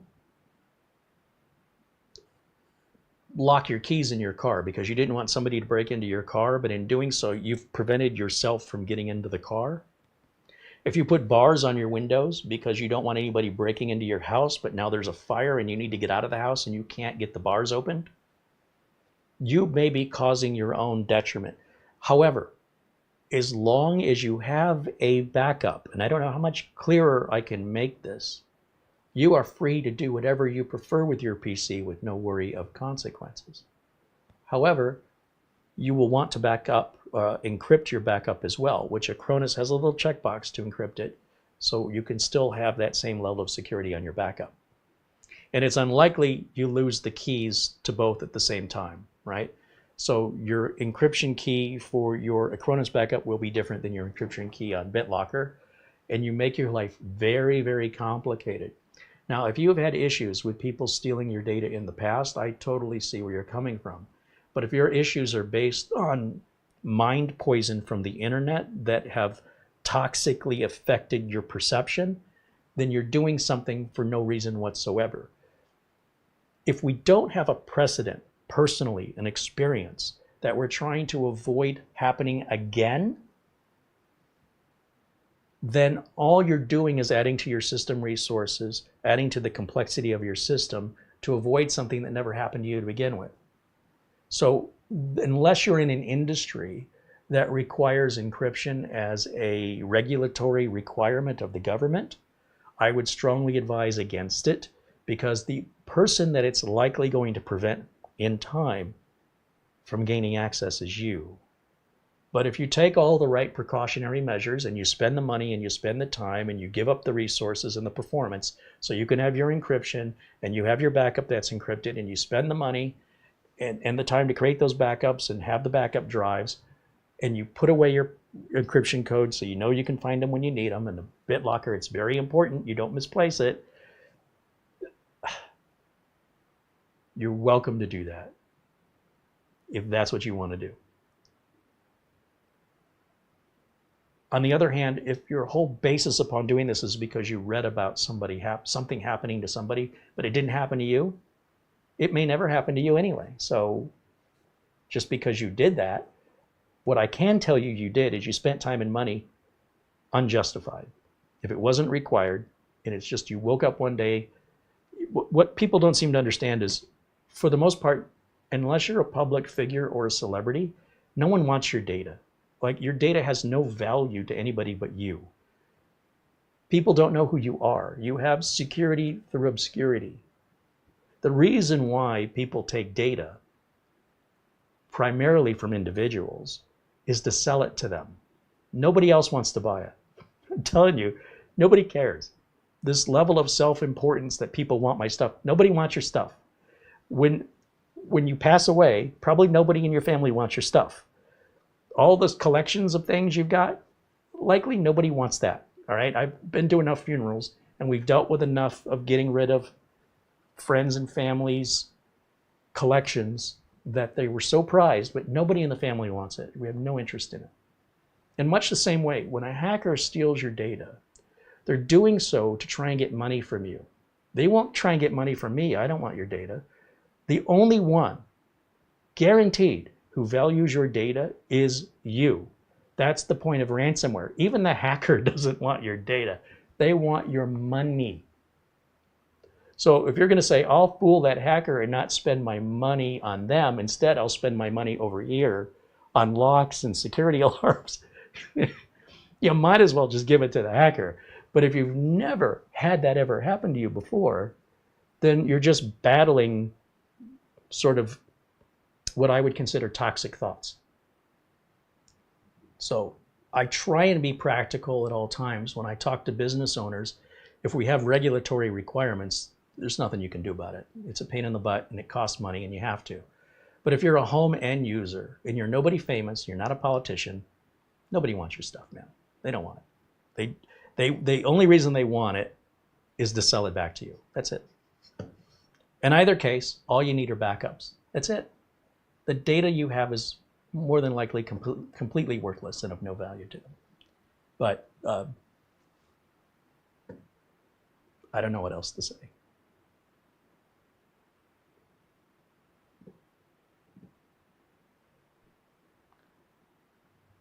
I mean, I don't know how many times somebody's stolen your PC before, but it sounds like you should probably do something to avoid the PC being stolen. That would be, maybe locking your doors or setting up cameras so you can at least see who stole it, who was involved, what day and what time, and you can give that to the police. Let the police do their job. But, that's just my opinion. That's the advice I would give to a customer. I got to get I was looking for my glasses. I guess we can put this back together. And then we'll wrap it up for today. I'm still waiting to see a make and model of a supposed laptop that sells for $1,100 that has the same chip in RAM and storage. I think that was just made up. I'm pretty sure.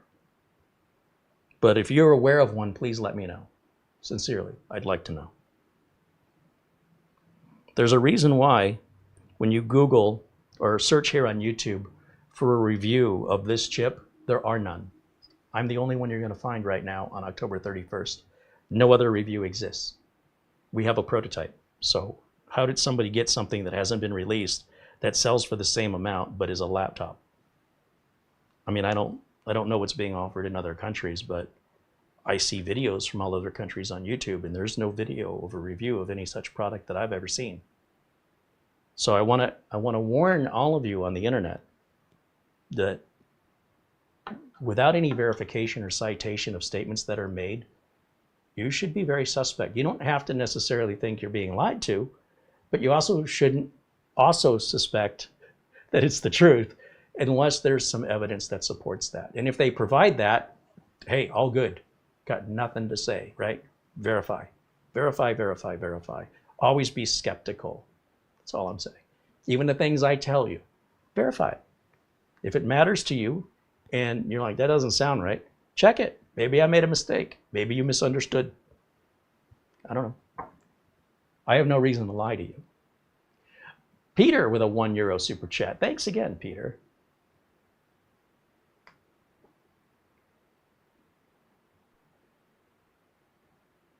Charlie says, I'll take 2 of those laptops. Yeah, tell us what they are so we can buy one. I'd like to review it.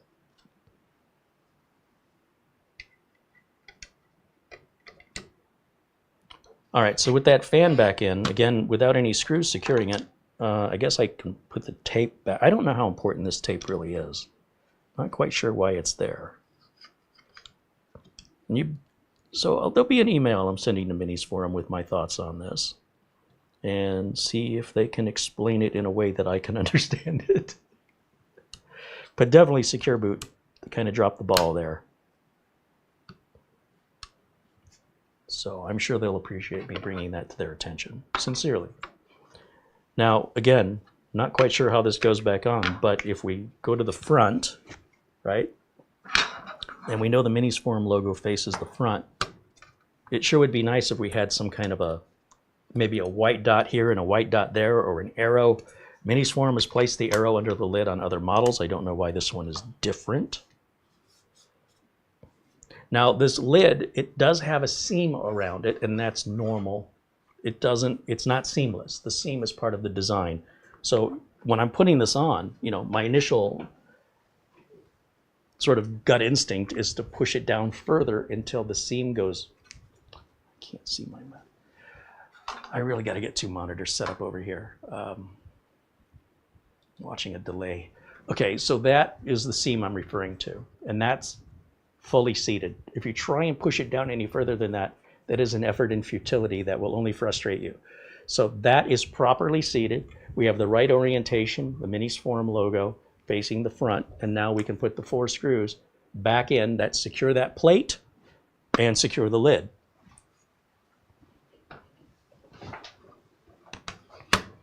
So to put these screws back in, because they're so deep in there, you just drop them in. Make sure you put them in the right orientation. You want the screw head facing up when you drop it in, because you'll never be able to flip it back around without emptying it out. See, that one almost went in head first. It ain't Michael Phelps. All right, let's see if I can feel for the head of that screw. There it is. Don't over tighten. It's plastic, so as soon as you feel the screw gets snug, don't tighten it any more than that. It'll make it very difficult for you to get out in the future, and you could strip the screw out and you could crack the plastic.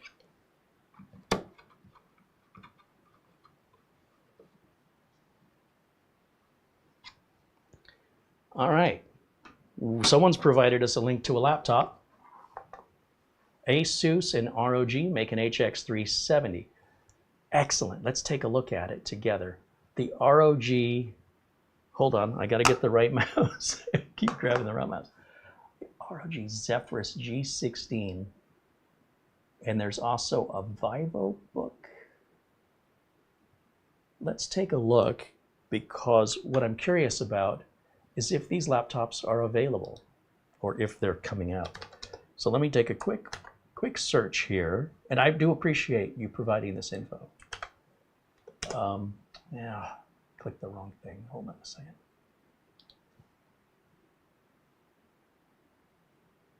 Asus. So we have two different laptops from two different viewers here. I can copy and paste that so I don't have to retype it. I want to try this ROG Zephyrus because ROG is Republic of Gamers, right? So that tells you all you should need to know with regards to the gaming prowess of this particular AMD chip. What does it say? It's a 2024 model. When was it released?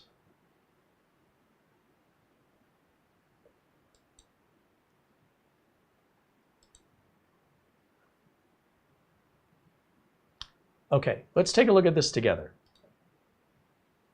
I want to emphasize proof and evidence. So first of all, this is not $1,100, all right? This is nearly twice the cost. That makes more sense. And secondly, where can we buy it? Let's see, it says it's in stock at Best Buy. Can we buy it? Ooh, those are not good reviews. Oh, am I not sharing my screen? Oh, I am, okay. $1,900 at Best Buy. But this has an NVIDIA RTX 4060. This is an AMD Ryzen AI 9, but is it the 370? There is a 365, I believe, as well. It says, where's the specs on this?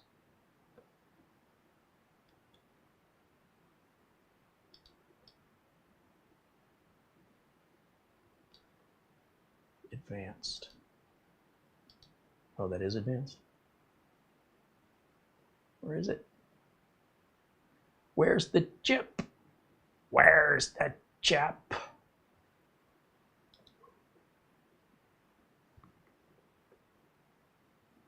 That's all Windows 11. Yeah, it says it's the HX370 CPU. So it is the right processor. And we are seeing 50 plus tops, which tells me the Minisforum site where it said 80, but it also said 50. I suspected the larger number was a typo. So I will bring that to their attention. But we're definitely nowhere near the same price range. But we're also not using a discrete graphics card, and that does help explain the price. But let's take a look at what the other one was, because someone said they bought a laptop that was the same price, $1,100, that had the same processor and the same specs, the same 1 terabyte SSD and the same 32 gigs of RAM. And I'm just trying to verify if that was true or not. And by the way, I've not seen any review on YouTube for this laptop, or any, when you search YouTube for the Ryzen 9 370, AI370, I'll have to search again, but I've not found anybody reviewing it. So I was trying to do my research on this before I started today's video, and it was very hard to find any information on this chip. It's that new. But let's take a look at the Vivo book. This is a Vivo book 14. Perfect. We've got a model number here.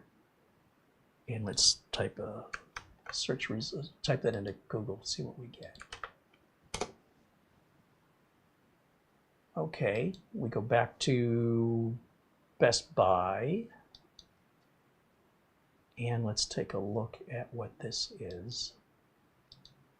So $949, well, that's an Intel Core Ultra 5. That is not an AMD. Let's type the search in here. Yeah, we're not getting that model number.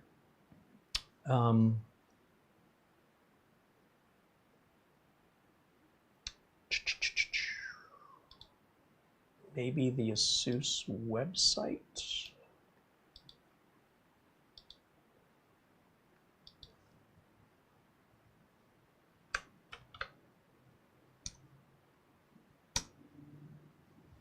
I gotta stop hitting the wrong keyboard. Let's see. Here we go. This is a Ryzen AI 9 with 24 gigs of RAM, not 32, with 512 gigs of storage, not 1 terabyte. And it is $959, which is, with the discounts right now that Minisforum is ordering, you're actually getting more RAM and more storage. And what are we doing for graphics on this? Is it just running the internal? Well, this one's got a different number. This says 45 tops. So which CPU specifically are they using? There are a couple of different Ryzen AI 9s. As I mentioned, there's a 365, there's a 370 that I'm aware of. There might be more. But it bothers me they're not giving us the model of CPU. They're just giving us the name.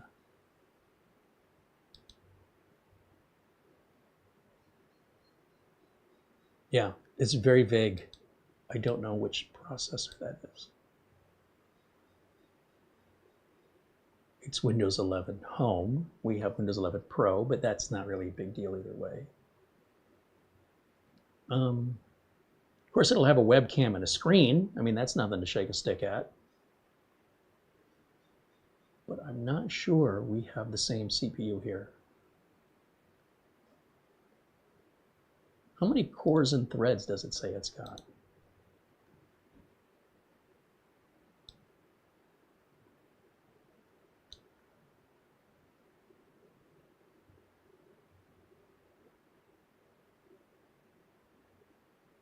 It doesn't tell us. And again, you see the LPDDR5, that's going to be soldered on, just so you know.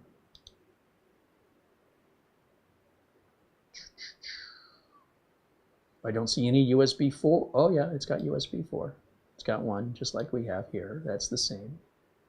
But what is the CPU? Is it the cheaper CPU?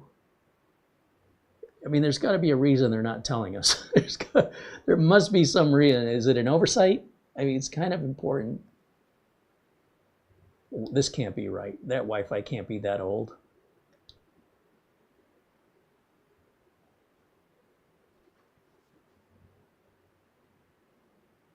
Ryzen AI 9. So we got no model number of which Ryzen AI 9 they have.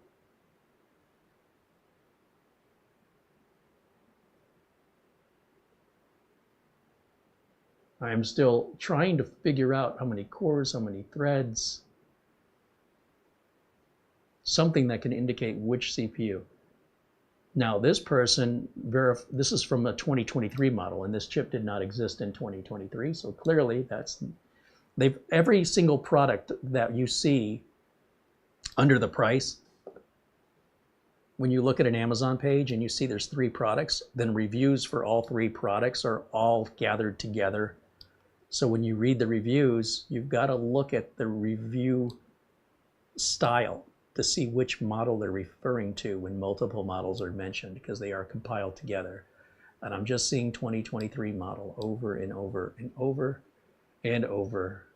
I don't see anything on this one at all. Very strange. So without knowing the cores and without knowing the model of AMD Ryzen, we already know the specs don't match in storage and RAM.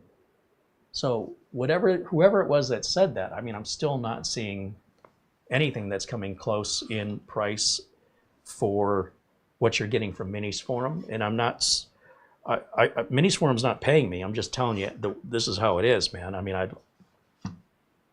until I have more information, based on the information you guys have provided so far, you've done nothing but verify what I've already said. So let me go down here and go back to camera 1. Oh, I've been on camera 1 this whole time? I thought I was on my window capture.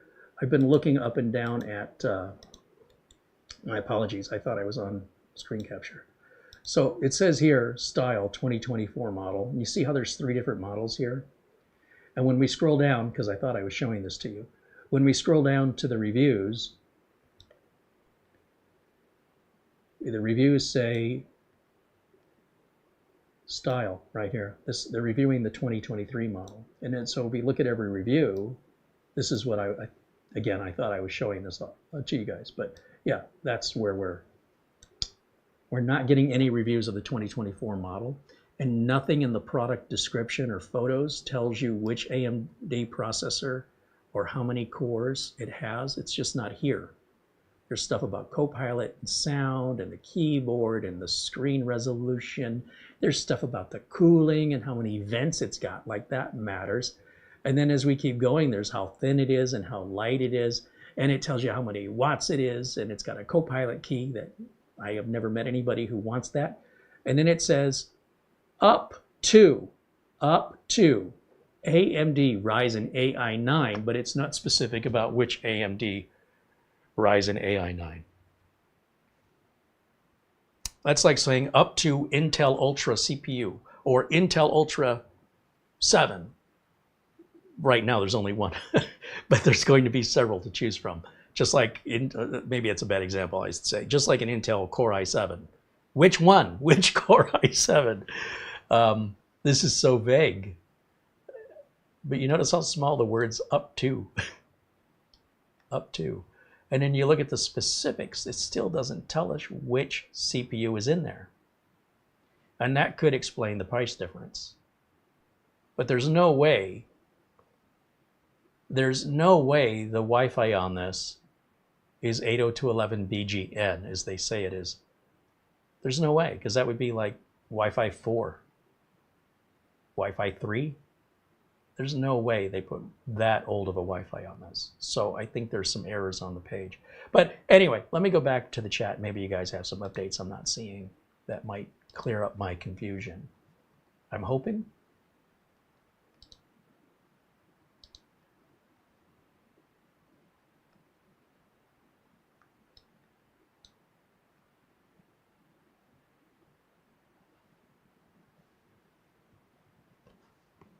I'm not seeing any updates in the chat offering me any corrections.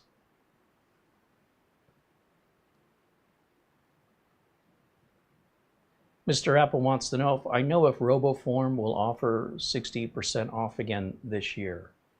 You know, we have not had RoboForm on in a while, and I'll tell you what ends up happening with the sponsors. And you think about it, it really makes sense.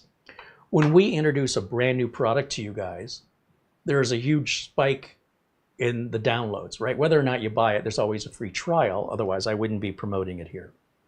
And we see this enormous response. And the company's very happy. They're like, hey, this is great. You know, we just acquired a bunch of new potential clientele. You know, I'm just making an introduction. Okay. And if the company's offering that at a discount to get your business, they're doing that not because they're a charity. They're doing that because they're hoping that if we sell it to you cheap this year, you'll pay full price next year. If they sell it to you cheap every year, then that would be the normal price they'd sell it for. The reason they don't sell it at that price normally is because their business would collapse. Their expenses would exceed their income. So the idea is that we universally, we want to entice a client in with an offer. Think of it like a coupon at a restaurant. So you have a coupon for a couple dollars off a meal. And maybe you wouldn't eat there, but you got the coupon and you use it. And let's just say you tried and liked the meal and you'd like to eat it again, but you don't have another coupon. But now you know what you're missing. Now before you didn't know. Before you're like, yeah, I've never been there. Now they've given you a reason to go. So here's a coupon. You can use it once. Usually coupons can be used once. And if you like it, which is what they're hoping, you're going to want to have it again, and you're going to pay the regular menu price. If they could offer it for the coupon price all the time, then that would be the price, and then you'd want a coupon for that. So the idea behind whether it's Acronis or RoboForm, the idea is to bring you in, and this is pretty true of any subscription service. We're going to bring you in for a certain period of time at a less than retail price, in the hopes that once you have it, you'll see it's worth what we're asking. I would not count on RoboForm or any company offering a discount the same to an existing customer as they do to a new customer, because the reasoning is very different. There's something in business called customer acquisition cost. And if you watch Shark Tank, or you can hear all these business terms, ROI, CAC, there's all kinds of business terms. So if you're putting commercials, those commercials, they cost money to make them, they cost money to air them. If they're pop-ups, somebody has to design them, someone's got to proofread them, and then you got to pay every time they pop up. And then how many pop-ups have to appear before you make one sale, and how much did you spend to get the sale? How much did it cost you to fulfill the sale, and how much is left over at the end of the sale? And if you can't pay your employees and your developers and your marketers, then you have to raise your prices. It's a long way for me to say, once we have that spike on a new product, when we bring in a Acronis for the first time, and we have a deal we've never offered before, we get this huge spike. And then any additional sales that occur after that are typically coming from viewers who've never seen the channel before. We offered a deal 9 months ago. They're seeing it for the first time today. Maybe they take advantage of it. And then any sales after that initial spike are just kind of flat. They don't usually spike again. So when it comes to the incentive behind the company to promote here, they've already been fed, right? Everything else they're getting now, or the effectiveness of the marketing is just not as effective. Will they continue offering a discount at all based on the returns being so low now? Because everybody who's a regular to the channel, who's seen this channel, is, if they were interested in the product, they probably would have already gotten it. So then what's the incentive to renew, right? That becomes the question. Well, if they're going to charge me full price, like, what's the incentive? Well, you think of any other type of subscription service you have. Your cable company probably raised the price on you after a certain period of time with an introductory offer. If you have a VPN, they'll say, your first year or first certain period of time is this much, and then after that it goes to a bigger number. I have some remote access software I like to use, and it's got an introductory price for the first year, which is shocking when you get the renewal price, because the renewal price is like 4 times more. And the company kind of poisoned themselves when they set up the value. When they said, you can have this for $25 for your first year, you think it's worth $25. Oh, no, it's worth $125. And when you renew next year, and you can cancel if but if you don't cancel it, it's going to auto renew at $125. I can assure you, I look at that and go, wasn't this $25? And then I think to myself, am I using it? Yes. Am I enjoying it? Yes. Do I want to learn something else? No. Am I unhappy with the product? No. It's just easier to pay $125. It's worth it. But they're not doing themselves a favor by devaluing what the product is worth. And if they continue charging $25, they won't be able to have a product any longer. It'll just go out of business, and there won't be any product to have at any price. So that's the dilemma. If you're the one doing the selling, how do you balance that? And my concern with our existing sponsorships is that, they're not even sponsorships, they're endorsements. My concern is that we've spiked on everything when we first introduced it, and ever since then it's been pretty flat. So there's not a lot of incentive for them to even continue offering a discount to anybody. Like, it's affecting so little now. The number of new sales that they're acquiring as a result of us may be four a month, when it used to be 300-400 a month. or at least for the first 2 months, and then it just goes. And I think that's true of any channel, unless we're always getting a new audience constantly. We're getting a lot of Google search attraction, or if we're constantly changing the products up, so there's always something new for you to get. And I'm not trying to squeeze you for a bunch of stuff. These are products I actually use, and I think they're worth every penny. So I have not talked to RoboForm. They haven't really had any reason to talk to me because there's not much left for people to take. The people that have got it probably already have it. And maybe I'm wrong. This isn't anything RoboForm has said to me. This is my own conclusion. I like RoboForm. The people there are great. There's no animosity. There's no problem. But if I was RoboForm and I saw this huge spike, I'd be like, yeah, let's keep going. And as we keep going, it just goes like this. There's not an incentive in the world that's going to return back that spike. So at the end of the day, it's their choice to make. But so far, I can tell you honestly, I've not spoken to the folks at RoboForm for the majority of this year. I think the last I spoke to them was back in February, and we've had no reason, right? We're just, there's the 30% off for new clients, that's it. And if there was any discussion of any sort of endorsement or sponsorship or discount, that needs to be in place now. Like they can't hit me up with that in 3 weeks. It's too late. We're going to miss the holiday season. We have to discuss it now. I can tell you that since it's not been discussed, like I haven't asked, but they also haven't reached out, I have to assume everything's going to stay the same until eventually they decide what's the point, right? Or I decide what's the point. Why should I keep promoting it and talking about it if it's resulting in 4 sales a month tops? Like, let's just stop. It's clearly not having an effect. And it may be annoying the regular viewers who have to keep hearing it over and over again. So that's the situation I find myself in.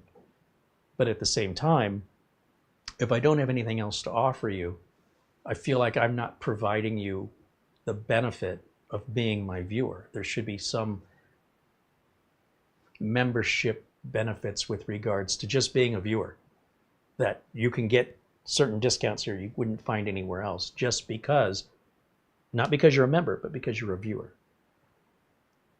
It's a lot of back and forth. It's a lot of balancing. But it's a long way to say is no. As far as I know, there's no other discount in the works, or nothing's been planned and nothing's been spoken about it. And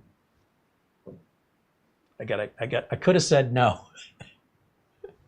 I could be wrong. I mean, maybe they're planning something they haven't told me, but I can't imagine why.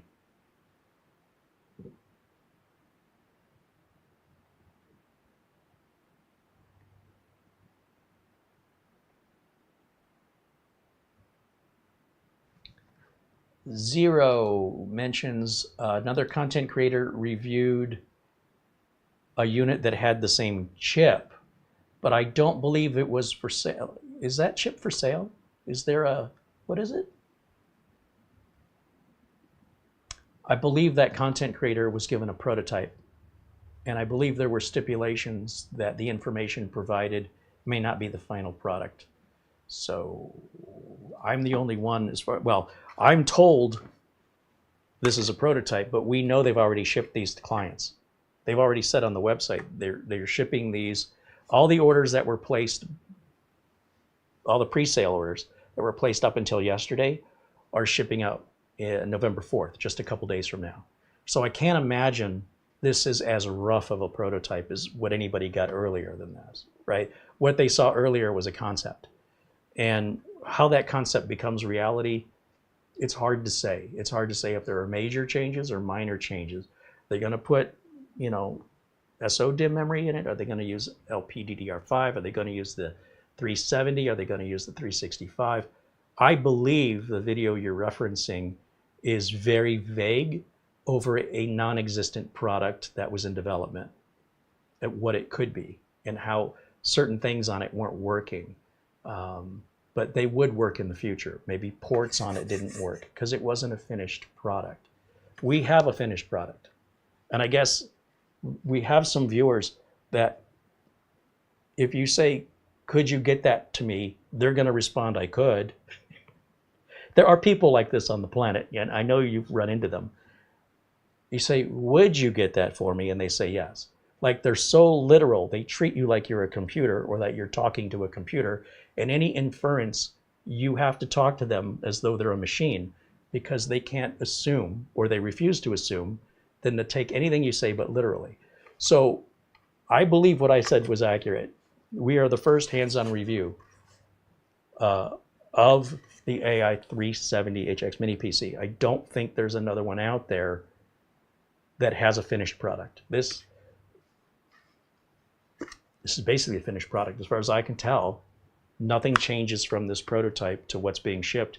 But I hope I can catch it in time to let them know about the secure boot. I hope. But those units might have already shipped. I don't know yet. Or they might have already caught this. But it's not like we have a... So one of the issues, if you're going to be a reviewer and you get a product that's going to come out, that product may never come out. You have to understand that. You're dealing with an idea. You're dealing with a concept. You can go to an auto show when you can see all kinds of concept cars. And when they come out to the public, they'll look nothing like typically. They're like, that's not what it looked like. Because the reality of it, mass manufacturing and cost, it has to all be balanced out. So when we're dealing with the concept, you have to understand the content you're watching is based on the information that was available at the time, not based on something you can replicate. In other words, could you go get the model of machine that that person was using right now and test it yourself? Maybe today you could. But regardless, it's a nitpick that is dealing with something that is, in my opinion, not focusing on the machine we have, but instead is trying their best to make it look like I'm a liar. And I don't appreciate, comments that do that because they're often lacking information or they misunderstood what I said. And it's quite offensive and unwelcome.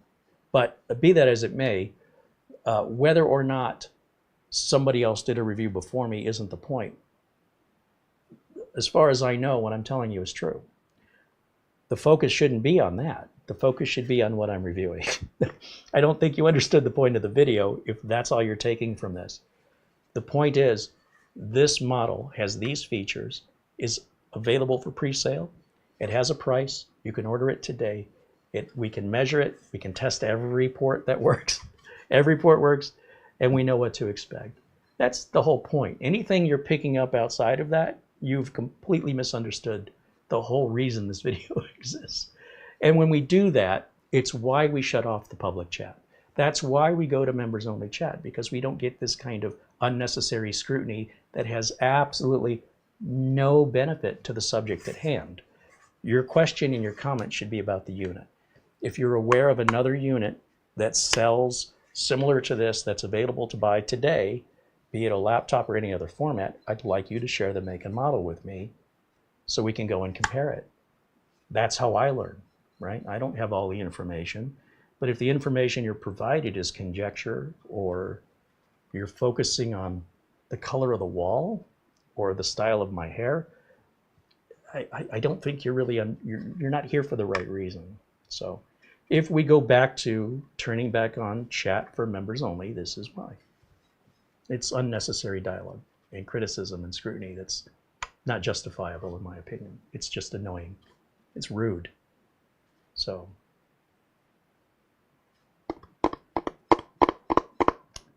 be in front of the camera sometime and deal with that. Just because you're providing information for free, they're going to punish you. Thanks. I voluntarily clicked on your video at no cost so I can criticize you. Wonderful. So glad we turned public chat on today. Okay. David Graham with a $2 super chat. Thank you, David. You also have email. Oh, emails. Thank you for reminding me.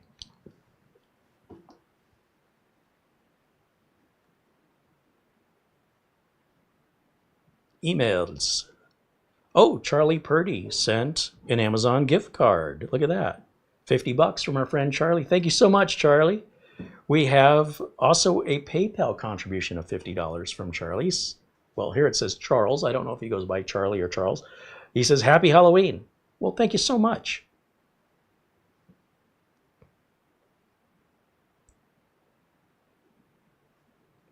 Again, a thank you to our friend Frankie B with a very generous Amazon gift card earlier. Have I missed anyone? No. Okay. And a bunch of political messages telling me who to vote for. Oh, man, I can't wait till that stops. Every day, the phone just keeps getting all these messages, and they block them, and my series of blocked numbers is now bigger than my contacts list. It's crazy. And then, of course, none of those blocked numbers will ever try reaching me again after the election, so there's no reason to consume the space on the phone for one-time use numbers. But the phone's doing a good job of the AI sorting through that for me, and it just lets me check it to make sure it's doing a good job and correct it if necessary. And so far, no corrections have been needed. It's been really good.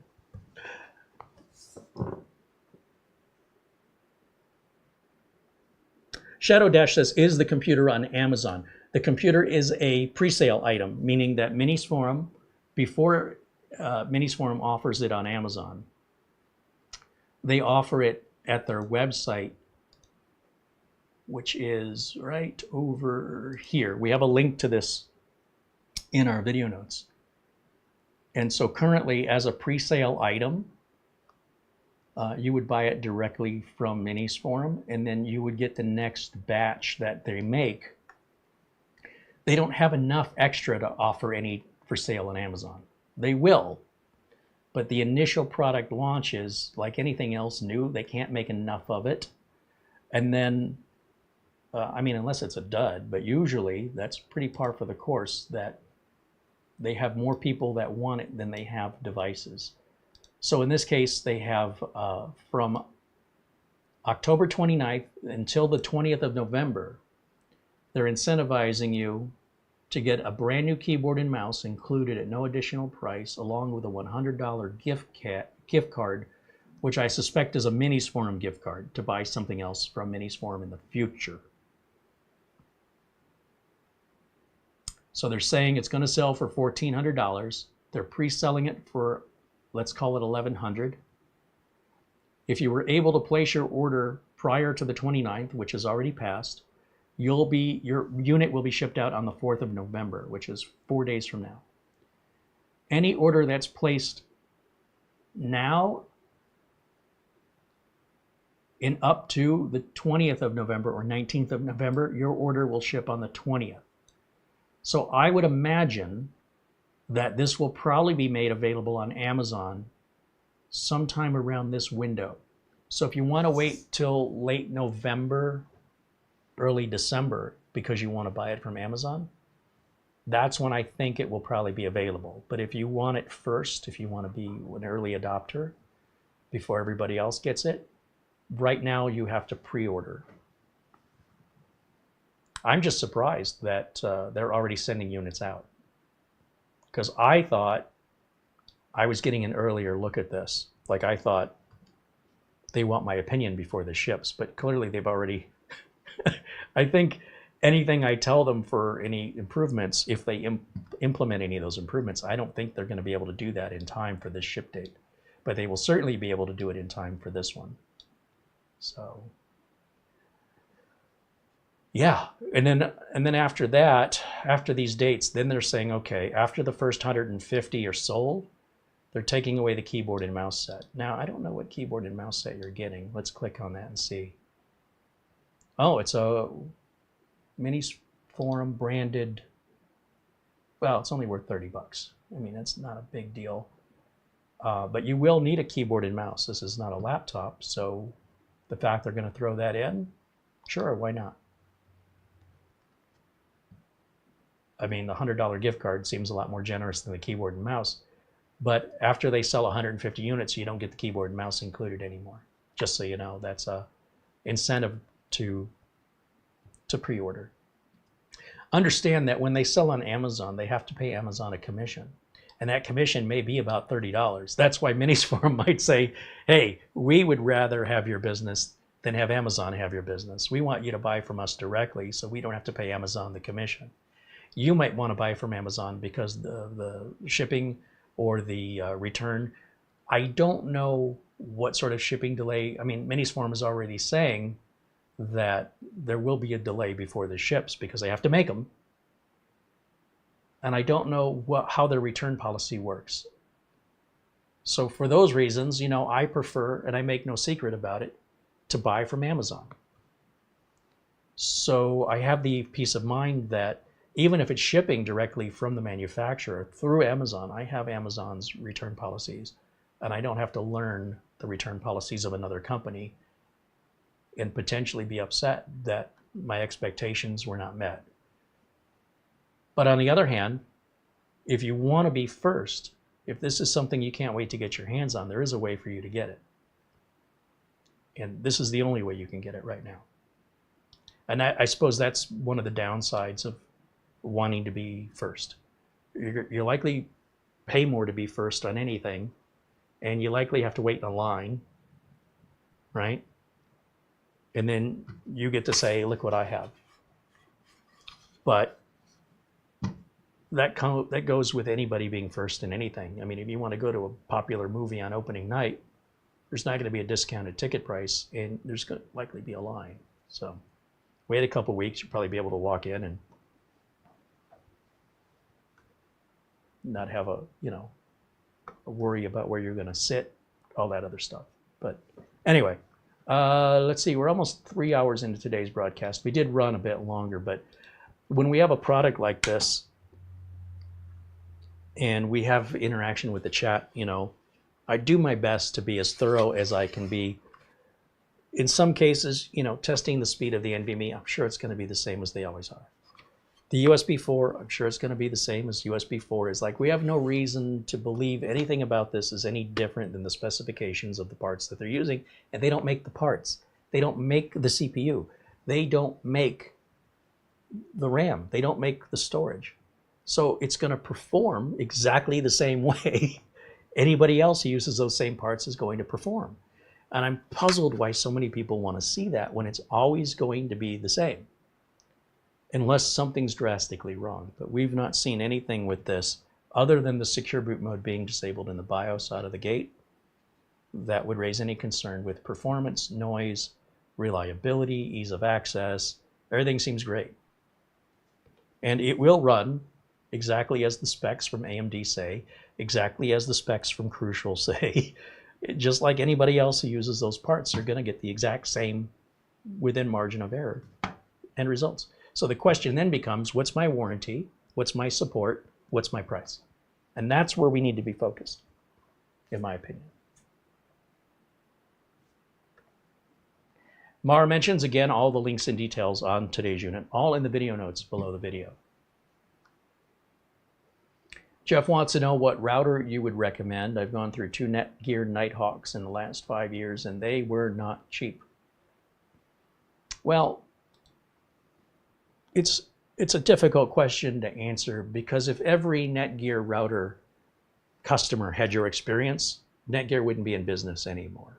So I don't know what Netgear routers you had, exactly how old they were when they failed, why they failed, or what you're calling a failure. These are all things that you're defining, that you're assuming we're on the same page about.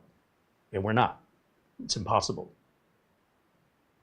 For some customers, I'll recommend a cheaper router or a certain brand of router. And for other customers, it may be a mesh router, a travel router. It may be a wall-mounted router. It may be a table router. It may be based on where the router is going to be placed in the building, how big the building is, what the building material is made of, what devices you're connecting to it at what distance, and what the congestion of other Wi-Fi traffic you have where you live. In an apartment building with a lot of other Wi-Fi routers all around you, up and down and left and right, it's going to be a bit challenging, and something like this would be overkill and expensive and likely out of your budget. And if you're connecting a lot of old stuff to it, that's going to limit the whole router to begin with, unless you spend more money on the router.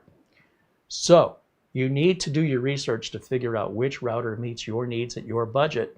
And if you're concerned about having to replace it within a certain period of time, places like Amazon and Best Buy offer an extended warranty, and that can be the peace of mind you're looking for. In most cases, when you have a router that fails you after, I'd say, 2 years or more, it's doing you a favor, because there are plenty of people out there still using routers that are 10 years old that have never been updated. They don't know how to update them. They don't know you're supposed to update them. And they're very insecure online by comparison. Obviously, these aren't going to be power users, and these aren't people who understand the benefits of one router over another. They just know if it works or not. That's all they know. That's all they want to know. They're not interested.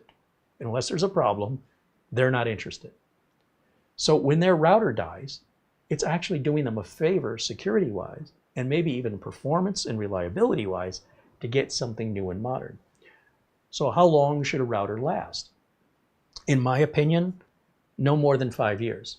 If you have a router that's 5 years or older, regardless of who makes it and how much you paid for it, it is my professional opinion you should replace that router for security reasons, but also for performance reasons too. You likely will get no support on a router outside of warranty, including updates. Firmware updates typically stop. Somebody's got to get paid to do that. And if there's no money coming in to pay for that, they typically go, we can't afford to pay developers to keep updating your old router. We're not a charity. You know, this thing it's not a toaster. It's not an appliance. It needs constant updates to remain secure, to remain compatible. And if you buy something like this, and you're like, I got this great PC with this, ultra fast Wi-Fi, but your router's, several years old, your limitation, your choke point is your router. If you call your cable company and say, I want faster internet, but your router can't deliver that speed, you're paying your cable company for nothing. And it's not their fault. So you really have to figure out which router fits your scenario, right? The distance you want the signal to run, where the router gets placed, how much traffic, air traffic of other Wi-Fi devices you have around you, how many devices you're connecting, and how old those devices are at what speeds, in order to determine with that data, because it's like you're trying to, how do I drive a car without getting into a car accident? Pay attention. Like there's no answer I can give you that can answer your question, because I don't know how you drive, what you're driving, what shape it's in, what the weather's like, how far you're going. It's an impossible question. I'm sorry, I can't answer it. Now, if it was something where I was on site and you hired me and I came into your building and I looked around and I ran some tests and I could see what you're connecting and I can evaluate your assets and your expectations and your budget, then I could recommend something. But that's a massive investment of time on my part to figure it all out. There is no one magic router fits all. It just doesn't exist. And spending more doesn't necessarily mean you're going to get any benefit from it. But you will receive benefit from having a newer router universally, from the sake of security, reliability, warranty. There's always that benefit.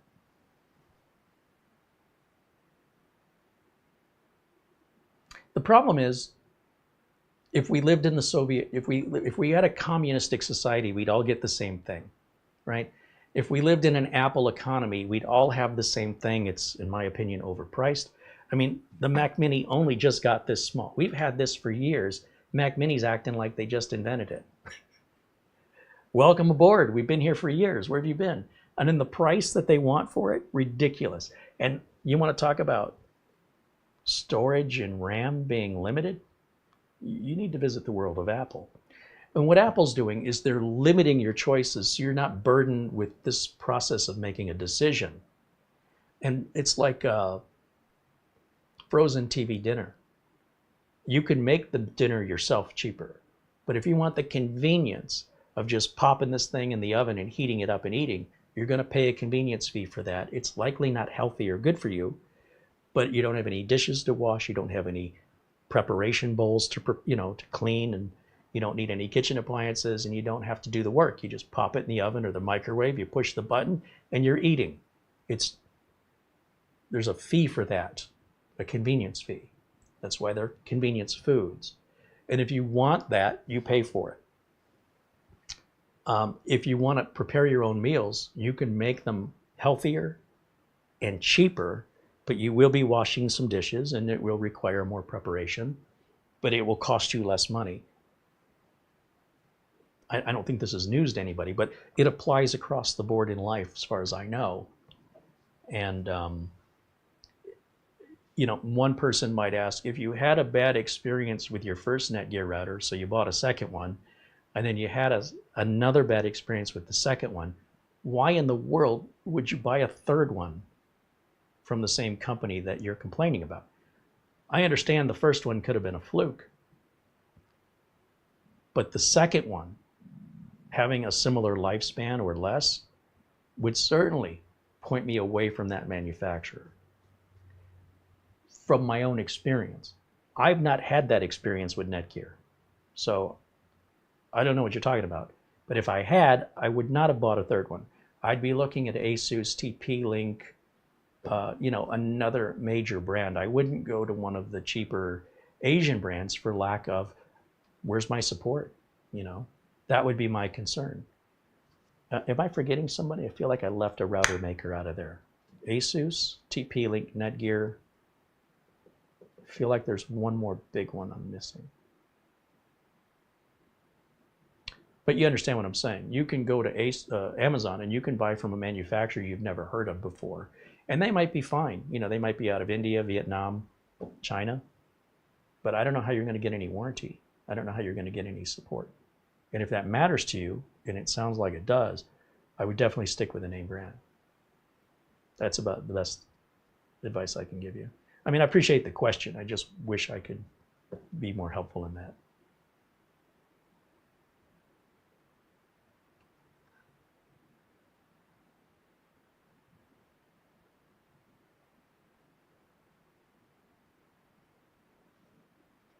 Chris says, waiting is sometimes worth it. The 7900X was as low as $349 over the summer. That's true, yeah. In fact, if you want to buy technology that came out 5 years ago, there's a great price on it. Let's take a look at the 14900 real quick. You must want me to wrap it up, huh? No, you can do whatever you want. Oh. I just want to tell you that there's another email that just came in. That's cute. Oh, okay. Well, we'll check it out in a minute. Okay. I wanted to point something out here. As you're well aware, there's a lot of negative reviews on Intel's their new Ultra line of processors, right? And let me share my screen and let me show you something. First of all, there's nothing wrong with Intel products. The new Ultra line doesn't blow up or catch fire or fail to work. The whining and complaining is it's not working any better than the previous gen. Let's just clear that right now.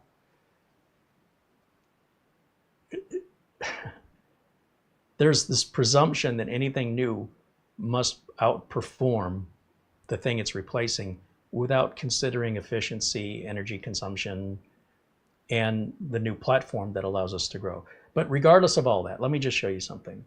Yes, waiting will always save you money, always, but you're always going to get less by comparison. In this case, it might be a little different. This might be an exception. But let's jump over to Amazon right quick and let me see if I can, let's pull up an Intel, come on keyboard, there it goes. Intel Ultra 7. All right. And that sells for $399. And now that's basically an i7, right? Let's pull up the flagship 14900K, nearly the best they made.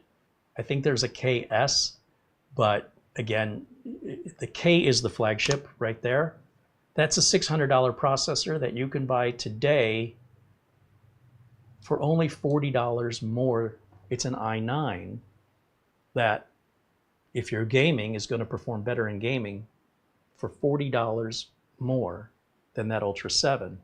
But if you wanted this when it came out, you would have not only paid $600+ for it, you'd also have dealt with all the BIOS updates and the potential damage to the chip through the motherboard manufacturers universally overvolting these chips to the point of severe degradation. That's been solved as long as you put the latest BIOS update on. It's no longer a concern. There's nothing wrong with this chip anymore. There was never anything wrong with it to begin with. It was the motherboard makers, all right? That's been resolved now. So not only would you have paid more, but you would have suffered through all of that. Now you're getting almost $200 off of it because it's devalued because the new processors are out. So when you're looking at the new processors and you go, okay, let's take another look at that Ultra 7. I think this is fascinating. The Ultra 7, which apparently I have to be more specific,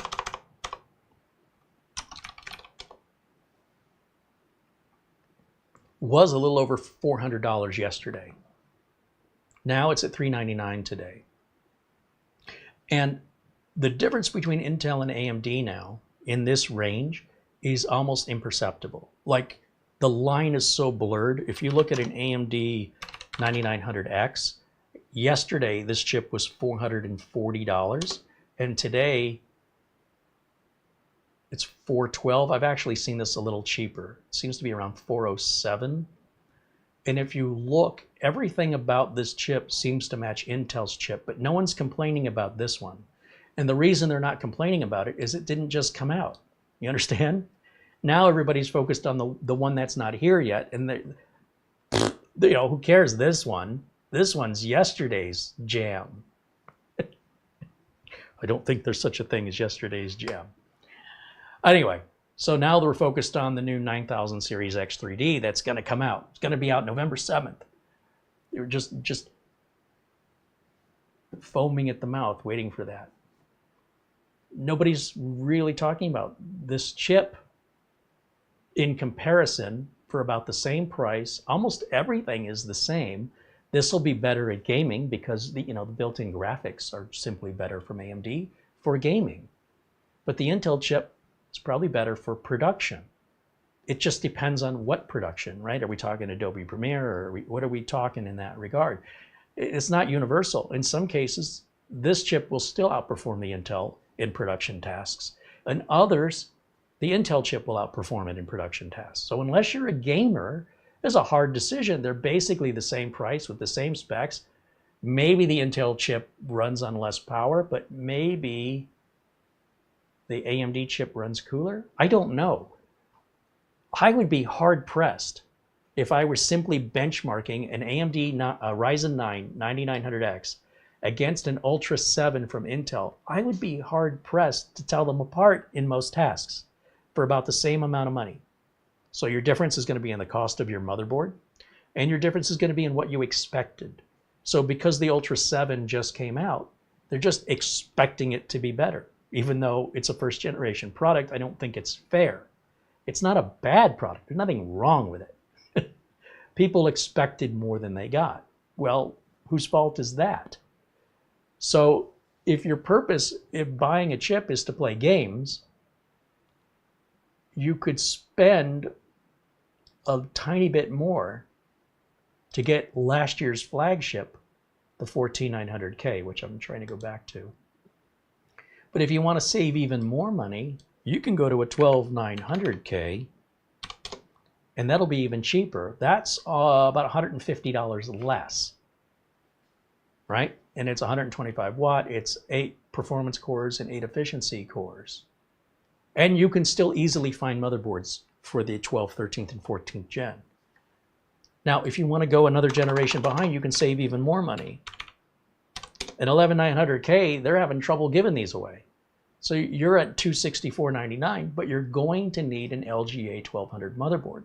And your selection of trying to find a socket 1200 motherboard today, it's slim pickings. And a lot of them are overpriced because you don't have any options anymore. Like they've been, the sellers can gouge you because they know there's not many other people that sell them. So while you might save money on the processor, you might have to buy a used motherboard. You don't know the condition. You're not going to have warranty. You see what I'm saying? And we can keep going if you want. We can go to a 10900K and we could save even more money. Buy it brand new, never used, brand new chip. $600 processor. Today, you can pick it up. This one shows $250 for the version without a GPU in it.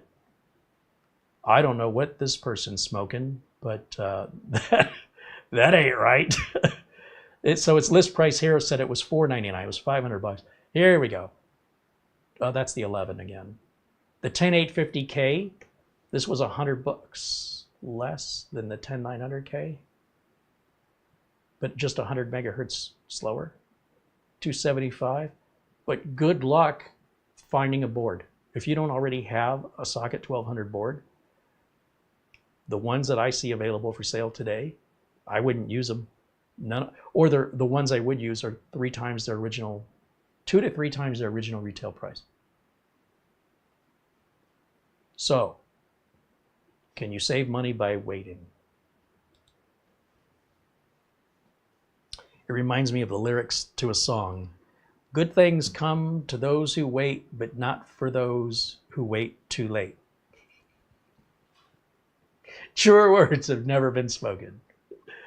All right, one more look-see here in the chat, and let me check the emails.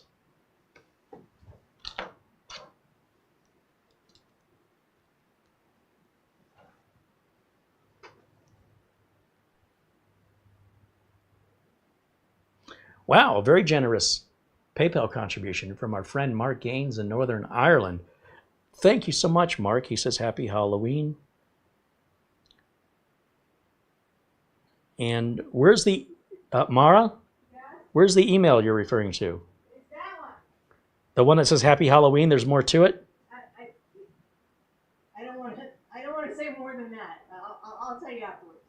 Okay, I guess well, first of all, thank you, Mark, as always. We certainly, we can't do this without the support of our viewers. And it means so much to us. You know, when folks like Minisforum entrust us to do an honest review, and they're not paying us, and they're not telling us what we're allowed or not allowed to do. We have that freedom. But to have the freedom to be able to do it to begin with comes from you guys. And we can't thank you enough for that.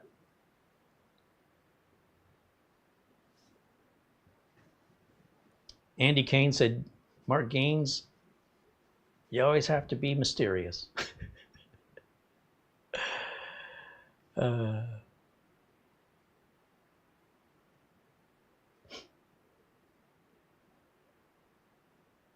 Patrick says, I think back in July, I made a smart decision going for a last-gen AMD AM5 Ryzen 7700X, as I knew Ryzen 9000 would have a lot of BIOS updates to fix things and such. Overall, very happy with it.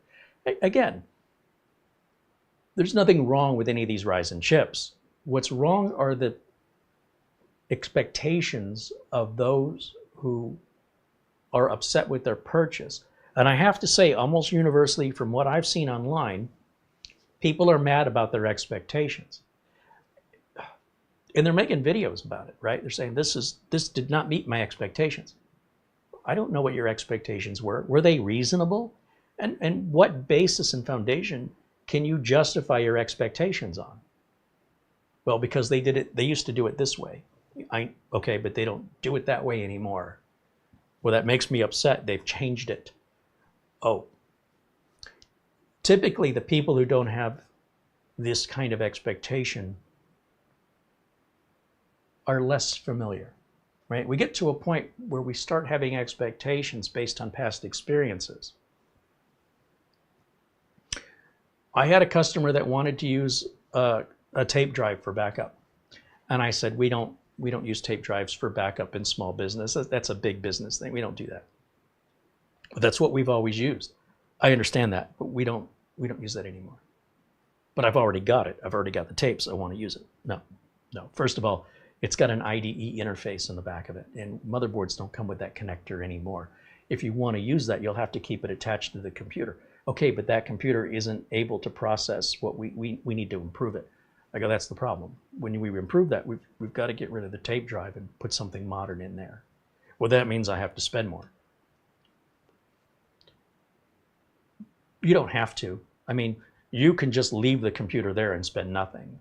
But if you want to replace it because it's not fast enough, why would you take a fast computer, even if you could plug this tape drive into it?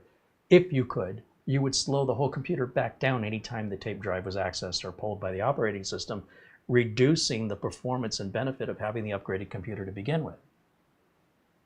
And sometimes the best thing to do is say, I'm sorry I can't help you and I wish you luck in your endeavor to find a solution.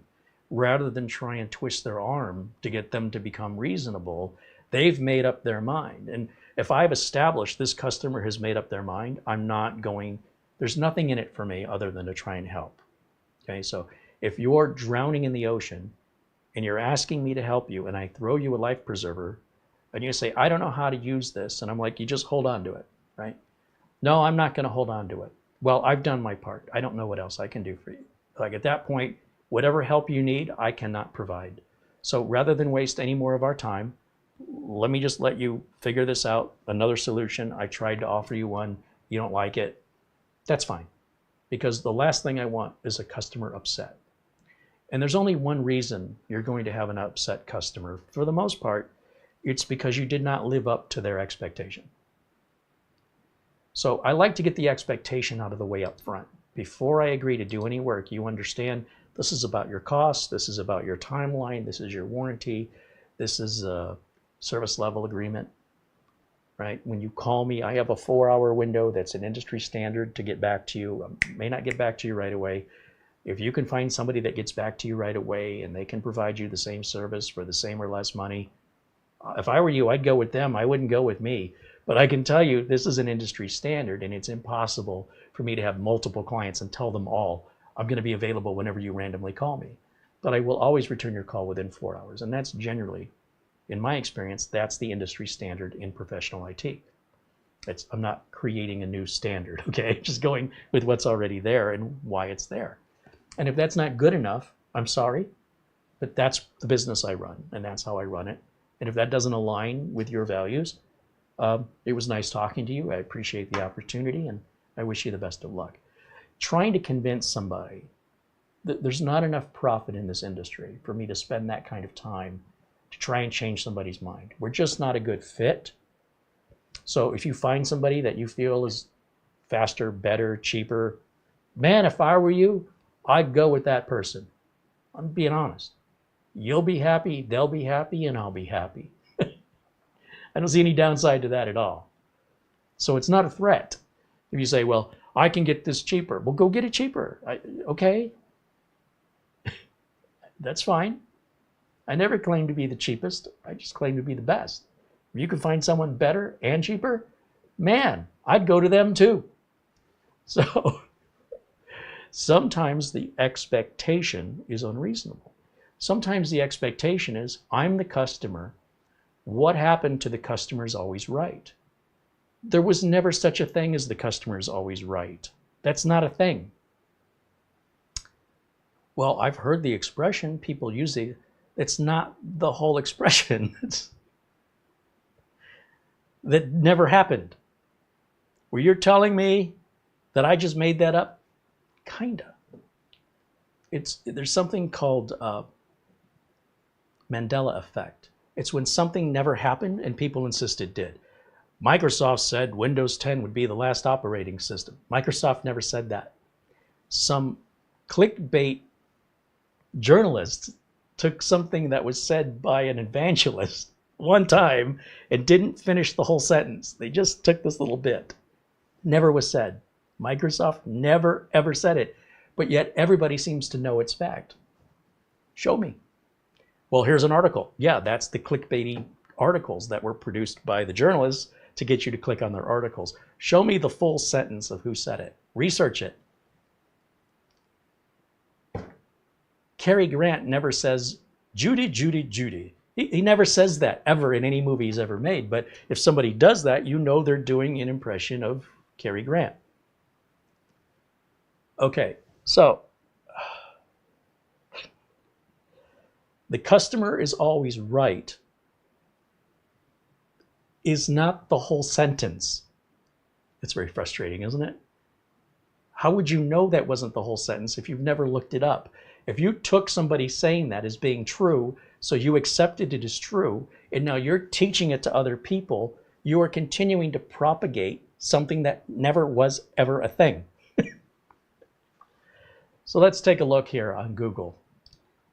And let's type in, I'll just type in the search customer. I mean, this is so easy to do. There's just no excuse for it. You could do this. As soon as somebody says something you don't think sounds right, pull your phone out right now while it's on your mind and verify it. Customer is always right. And then we got to look for the right term here. Full quote. We want the full original quote. We want to know who said it, when they said it, and why they said it. Where did it come from? What's its origin? Just like you were in a courtroom and you were providing evidence, hearsay is not going to work. We need citations and proof. So let me share the screen with you. This is all live and unscripted. It's not like I have to look very hard. It took all of 3 seconds for me to Google that. And let's see what our results say. The full quote is, right or wrong. Well, that's not the full quote either. The customer's always right. That is not full. Sorry, this is an AI answer that's wrong. It was coined by Harry Gordon Selfridge. That part is right. He's an American businessman who founded a London department store called Selfridge's that's still there today. But the actual quote, so AI sometimes gets it wrong. We're still early. So let's go to the first non-AI answer. The full quote. Here's the actual thing Harry Selfridge said. The customer is always right in matters of taste. It's important we mention the rest of the sentence or we're misunderstanding why he said it. The reason the quote exists is in the early 1900s in Britain, customers weren't allowed to touch things and feel things. You had to ask somebody behind the counter, can I try these gloves on? And they'd have to go get them for you and supervise you wearing them. And for the most part, you really wasn't a try-on. You want them or you don't. And in that way, there were no restrooms. Women did not shop alone. Do you understand? It was a different world. And so what Harry Selfridge said is, if somebody wants to buy an outfit that's terrible, let them buy it. It doesn't matter in taste. If they like purple and black and you like red and blue, don't not sell it to them, because that's what they used to do. They used to say, that doesn't look good on you, I'm not going to sell it. That's what it was like to be a customer in London and maybe other places. But in the case of Harry Selfridge, he created a store that was unlike any other store at the time in London that invited women to shop alone without a male chaperone, to allow that to be safe, to have restrooms for women to use, and to be able to touch and feel and try on anything without having to ask somebody to get it for you. It was groundbreaking. And when you walk into a department store and the first thing you hit is the makeup and cologne and perfume, that was Harry Selfridge who did that. Said, put all of the colognes and perfumes, put that all right up front as soon as they walk in the door. And that is a standard in department stores today, like Macy's and Nordstrom. They all do that. Well, this is the guy who started it. And this guy is saying, don't not sell a customer something because you don't agree in the customer's taste. When it comes to a customer's taste, the customer is always right. You understand? It's not just a blanket, the customer can be belligerent and you have to tolerate it. He never said that.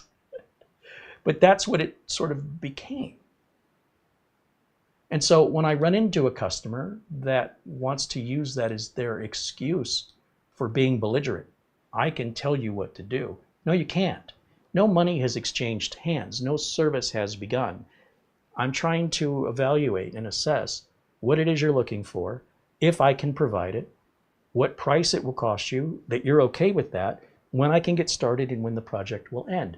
If we can align on that and it's a reciprocal, good for me, good for you, we got business. But if it's all about you and it's nothing about me and I'm somehow your slave, I don't even know you. You might be able to find that from somebody else, but you're not going to get it from me. So there's customers and there's good customers. I can replace customers all day long. Replacing good customers is very difficult. So I will go out of my way when a customer has established themselves as a good customer. I'll do whatever I can to keep them. But if somebody's just trying to squeeze me for everything I will allow them to get, as soon as I recognize that, we're done. Right? Now you have to pay me more if you want that. And they go, well, I'm not going to pay you more for that. Well, then good. Because I'm not going to do it at that price. I'm going to go out of business. They don't care if I go out of business. I want that computer at half of what you paid for it. I'm sure you do. So would I. What's your point? That's not a good customer. So that's some of the problems you have in business, is you have customers that are not informed and they have unrealistic expectations.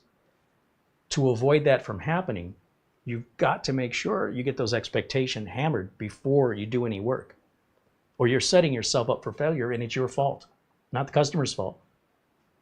So when somebody thinks that this new chip is automatically supposed to be better, because every new chip is always better, how are we defining better? They're very narrow with that definition. My frames per second in my video game should be better. Okay, but what about the rest of us? Well, I don't care about the rest of you. Now we're getting somewhere.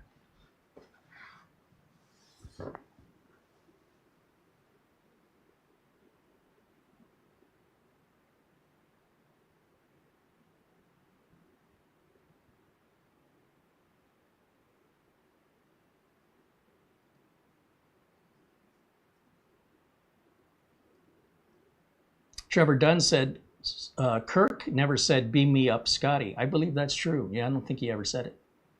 That's another Mandela effect thing where everybody knows it, but nobody can actually show you a clip where that actually ever happened. It's an accepted truth with no evidence or proof. I don't know. It's very strange.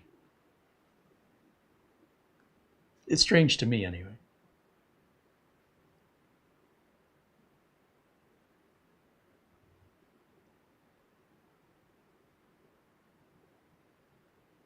So I think if you bought a chip last year and you're happy with your purchase, regardless if it's Intel or AMD, I mean, that's the best we can hope for, right? We don't want you to be upset with a chip you bought as being regretful. I'm certainly regretful at the headaches and the challenges that I faced with the 13900K and the 14900K and my struggle to figure out why they weren't cooling. You saw that struggle live on camera. I spent a lot of time and a lot of money on something I could have never fixed. That was all BIOS related. Like, I suppose I could go into the BIOS and make all those adjustments, but I was nowhere close. Like, the way I was fixing it was based on previous experience on why this happens. But there was no precedent. It's never happened before, ever in the history of computers. It was unprecedented. And so going about ways the same way you've gone about it before may not apply in a new situation. So having the same expectations as you had before may not apply with something new, unless you have evidence where an official source of the company made a promise that they didn't keep, in which case, let's hold them to that. Let's draw public shame from that. This company said that they were going to do this and that, and they didn't do it. And here's the evidence. Here's where they said it. And, you know, Intel Optane was all about how great it was. Intel's RAM bus, you know. And Apple's had their failures too. Microsoft Zune. What about all the people that bought those? What about the investments they made and how they threw their money away? They were lied to. The company didn't live up to their own expectations, and anybody who bought the product. Spotify's little car player, what a fiasco that was. 23andMe, not keeping your data safe. Like, I told you that years ago.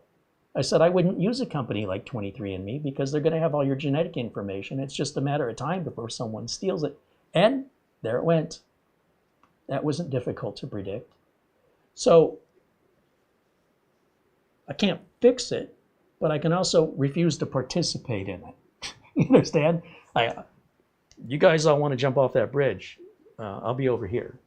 Okay? I'm not going to tell you not to. I'd suggest against it, but you're an adult. It's freedom, I guess. That's what you want to do. I don't want to be any part of it. And that's where you're going to find my stance on things I don't agree on. I just refuse to participate. I can't really stop the momentum. I can make you aware of it. I can tell you why I won't participate in it. And you might disagree with me, and that's fine with me too. So anyway, I guess that'll wrap it up for today.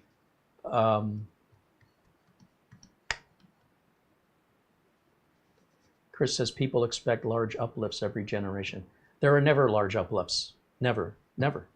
You get about a 10 to 17% improvement from generation to generation. It's been that way for years. And it averages out to about, we don't really see like giant uplift from one generation to the next. And that's why I've always advised, if you have a computer that's, no less than 4 years old, you won't see much benefit in upgrading it. If you went from, what's 4 generations ago, an 11900K to an Ultra whatever, an equivalent 4 years later, you may see maybe a little improvement, but mostly not going to be.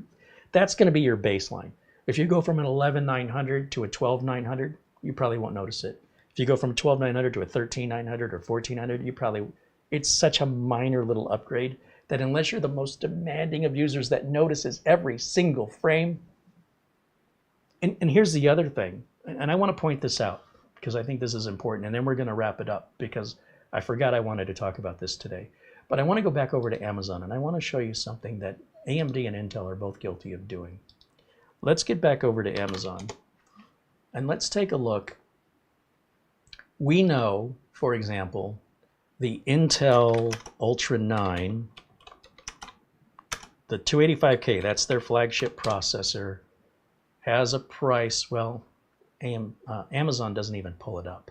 I'm gonna have to go somewhere else. Let's go to Newegg, and let's look up the Ultra 9 Intel chip, 285K. It's all sold out. Somebody's got to have a price.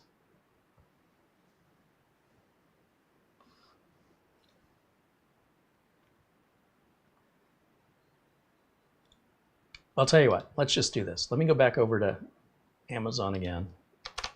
Let's go back to that Ultra 7 for a minute, the Intel Ultra 7. And I also want you to consider the Ryzen 9 9900X.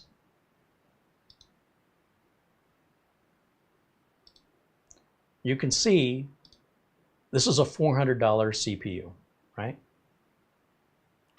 And the Ultra 9, the flagship, is over $600, so it's $200 more. So $400 plus $200 is a nearly 50% price increase. So the Ultra 9 processor is 50% better? No, it's maybe 17% better. If I brought you a plate of food, right, and the same with the 9900X, if we go to the 9900X, you're looking at a $400 processor, about the same price. But if you want to go to the one above this, which is the, 9950?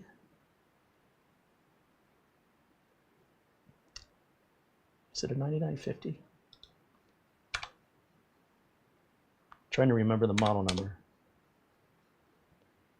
$600. It's a $200 price differential.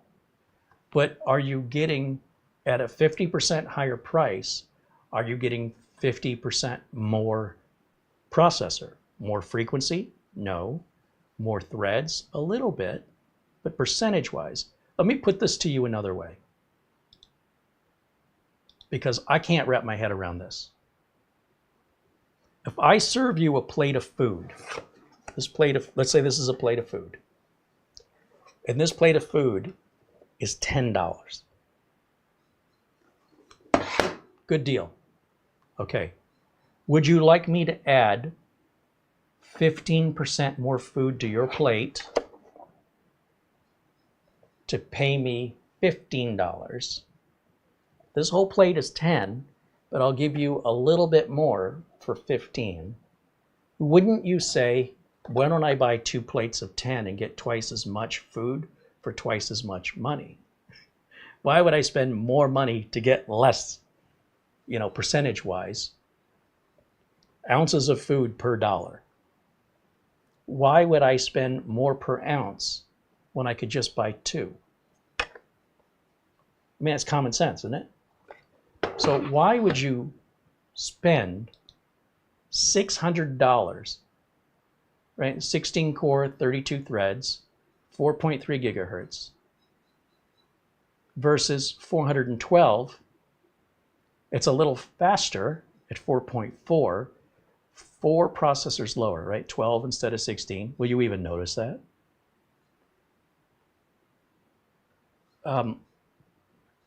Would you be better off buying 2 of these and get twice the performance than spend the price differential between the 2 and go 15, 20% faster?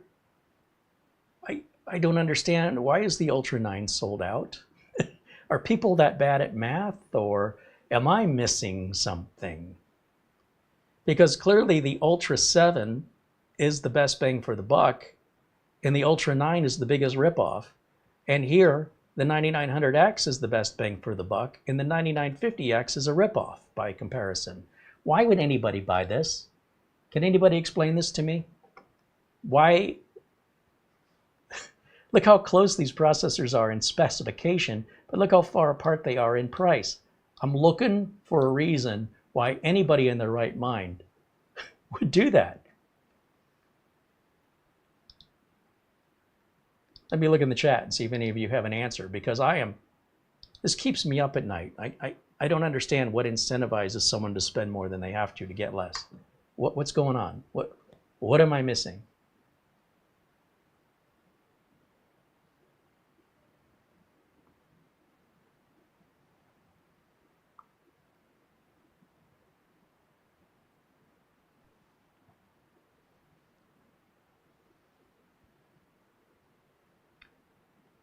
If I'm a content creator and I want to draw a lot of attention to my channel, the more extreme it is, the more likely I'll get more views. So I'm going to get more views with a Threadripper view. There's Threadripper processors, by the way. Let me go back here and show you. If we go back to Amazon, we can buy a CPU for $10,000. Not the motherboard, not the RAM, not the case, not the power supply, and not the storage, not the cooler, just the Threadripper chip. Let's do a search on Amazon for Threadripper. Okay. And forget the pre-builts. Let's go right to the chip itself, and let's see what our choices are. Here we have Threadripper Pro 5955WX, 16-core, 32-thread. That's $1,090. Why would you want that over, say, by comparison, that 9950 has the same core count, and it's almost half the price. But look at this one. Here's a Threadripper Pro 7965, only 24 cores, by the way. It's a 40, oh, sorry, I want to go to the next one. Where did it go? Right here. AMD Threadripper Pro 7995X. Okay, this is a 96-core CPU with 192 threads. All right, no cooler, just a chip. That's all you're getting. And then there's about 10% sales tax, which is going to add another $1,000 onto this price in sales tax. Not quite, maybe about $850 in sales tax on this. So you're out the door, at least in Phoenix, for a little under $11,000 when it's all said and done. And you're still going to have to buy a motherboard, RAM, cooler, case, power supply. So, certainly not for the speed. I mean, the Intel and AMD offerings are faster than this. I mean, 320 megs of cache is insane. 8 channels of RAM, 8 sockets. No, that would be 16 sockets. If it's 2 sockets equals 1 channel, then that's going to hold 16 RAM modules. It'll support a motherboard that has up to that. DDR5, it's got to be RDIMM memory, which is more expensive, and you can have 2 terabytes of storage, of RAM, 2 terabytes of RAM. Wow, cooler not included. How many can I get for you? How many would you like? Let's go, let's take some orders now. Would you like 3, 4, baker's dozen? Clearly, there is industry that needs this chip. Not any consumers. Industry. That's where it's at. That's what's providing you all the services we enjoy every day in life. The websites you visit. What do you think is powering all of that? So stuff like this is consumer stuff. This is fine. It's hobbyist stuff. But to be disappointed that you didn't get your 7%, or whatever from one generation, it's like, do you not know all of this exists for a price and is way more than you would probably ever use in your life? But corporations need this stuff. In fact, they need better than that. That's why they keep coming out with higher and higher editions and raising that core count, and it gets expensive. What I find most interesting is when it gets to be the fanboy, AMD or Intel. I like them both. I just like the Intel boards better, the motherboards. The chips themselves, they're fine. But when it comes to the specific 9900X and the Ultra 7, and I haven't tested the Ultra 7 or the 9900X, but from what I'm reading about it, the universal consensus seems to be they're nearly identical in every way, including price, warranty, limitations. They are nearly identical, and where one may be more preferential than the other will be on how the individual uses it. I have never seen the line that blurred between Intel and AMD before. And I think if I got an Ultra 7 and I put together a 9900X and I compared them side by side, even you as a viewer would be hard pressed to tell them apart via performance, energy efficiency, price, warranty, motherboard cost, RAM cost, storage cost. They just right down the line, almost exactly identical, with some benefits on one side for certain use case and some benefits on the other side for other use case. How do you pick?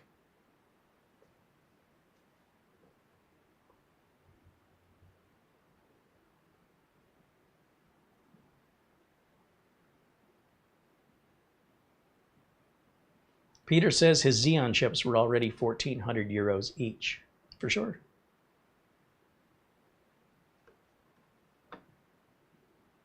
Anyway, I want you to know more exists outside of the enthusiast platform, but you wouldn't know that from watching most tech-related YouTube videos. There are some, but they certainly don't make up the majority. Most of these videos that are created, even by the bigger the channel, are by the enthusiast and for the enthusiast. And if you're an enthusiast, there's nothing wrong with that. But there is a world that exists around you, and all you have to do is turn your head and look, and you'll see there's other reasons why people need computers. And what the enthusiast is turning their nose up at may be a fantastic chip for what you need it for. So it's important that you gather the right data so you can make the right decision that's right for you. That's all I'm trying to say. Don't ask me what chip is right for you. I don't know you. You have to tell me, this is my budget and this is what I want to do. This is how I'm going to use it. And then that's a starting point. But really, there's so many other questions regarding cooling, case size. There's so much more to it than that. This can be a 90-minute conversation that at the end of the day, you don't need my help with that, right?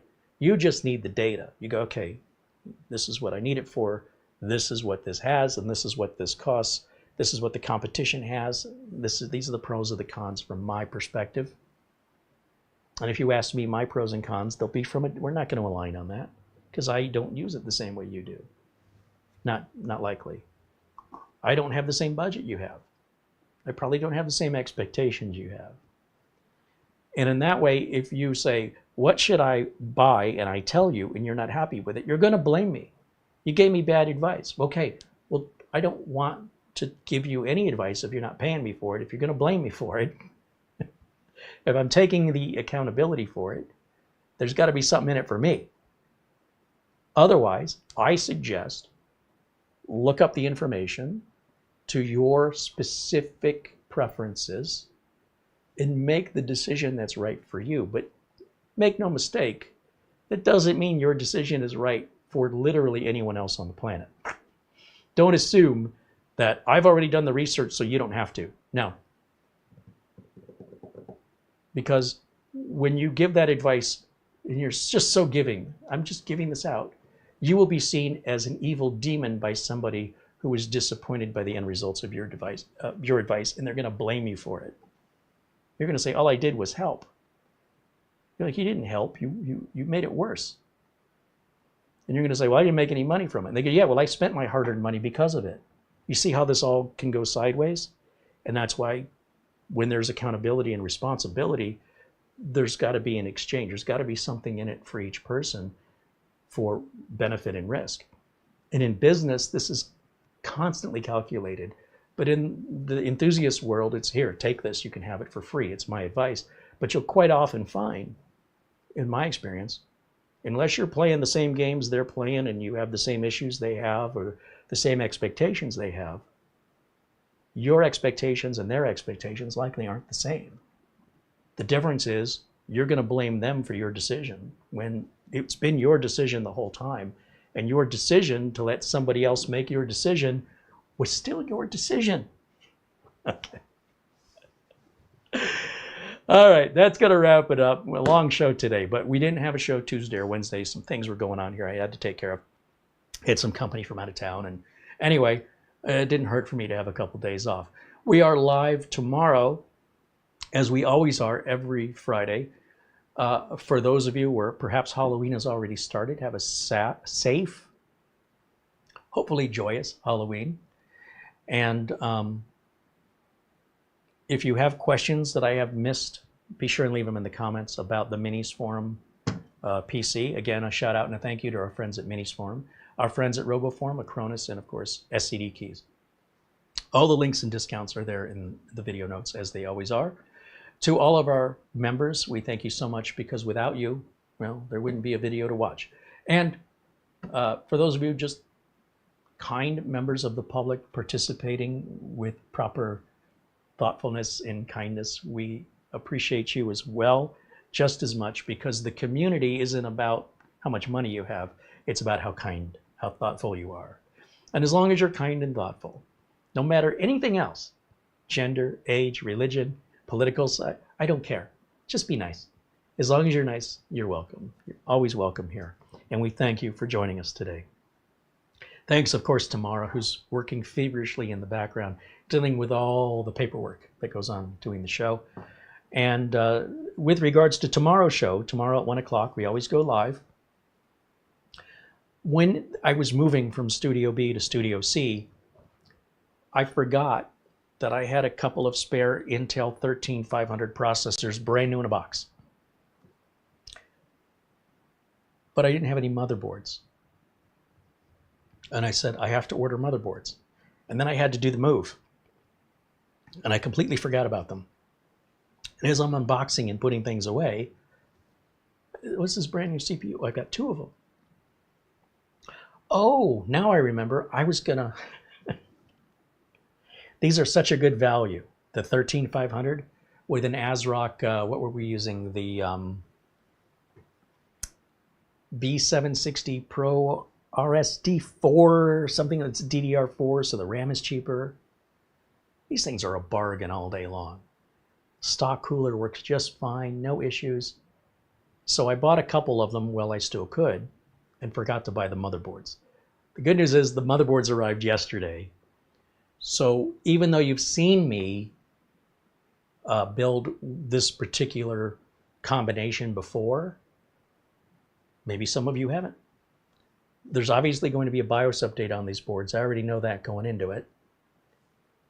The 13500 and the boards are all available for sale at a very good price.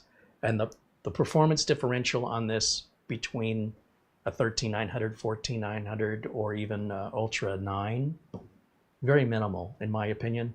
When you talk about value for the money, the 13500 still has it where it counts.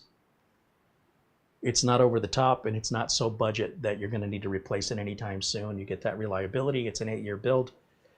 And in all fairness, when I'm doing the Ultra 7, I really should put together a 9900X, because I do believe in every way they're equal. So with the exception of, the Ryzen 9900X does perform some tasks better, but it also does some tasks worse. The same is true, of course, for the Intel. So I feel like it would be incomplete to just do the Intel one. At the same time, I don't need a 9900X. I also don't need an Ultra 7. And the budget for that is, you know, a motherboard, a processor, a RAM, storage, case, power supply. You're probably looking around $800 or change for each build. But I do believe this is important content, and I'm still weighing whether or not I want to do the 9900X. It just means I have to spend money to make the content, and then when I'm done with it, it's not going to a customer. It's just going to sit here, not because anything's wrong with it. I think you could go either way, Ultra 7 or Ryzen 9 9900X, spend the same amount of money and basically get the same thing. And I think it'd be interesting to put that on camera. I'm still debating. The 9900X was $40 more yesterday. Just to say, you know, the price went down 40 on Amazon. It went down $35 or $40 overnight. So anyway, food for thought. That's going to wrap it up for me for today. Thank you so much for watching. Thank you, of course, to our friends Buster and Mark Gaines and Rob Foster and Oystein, and of course our friend Luke Greenia and Frankie B, our friend Paul Gray in Australia, our friend I hate it when I do this, all of Charlie Purdy, all of our friends that contribute so much to help make these videos happen. We just can't thank you enough. And for being a part of the community and being just a kind person, our deepest gratitude for making this a great place to be.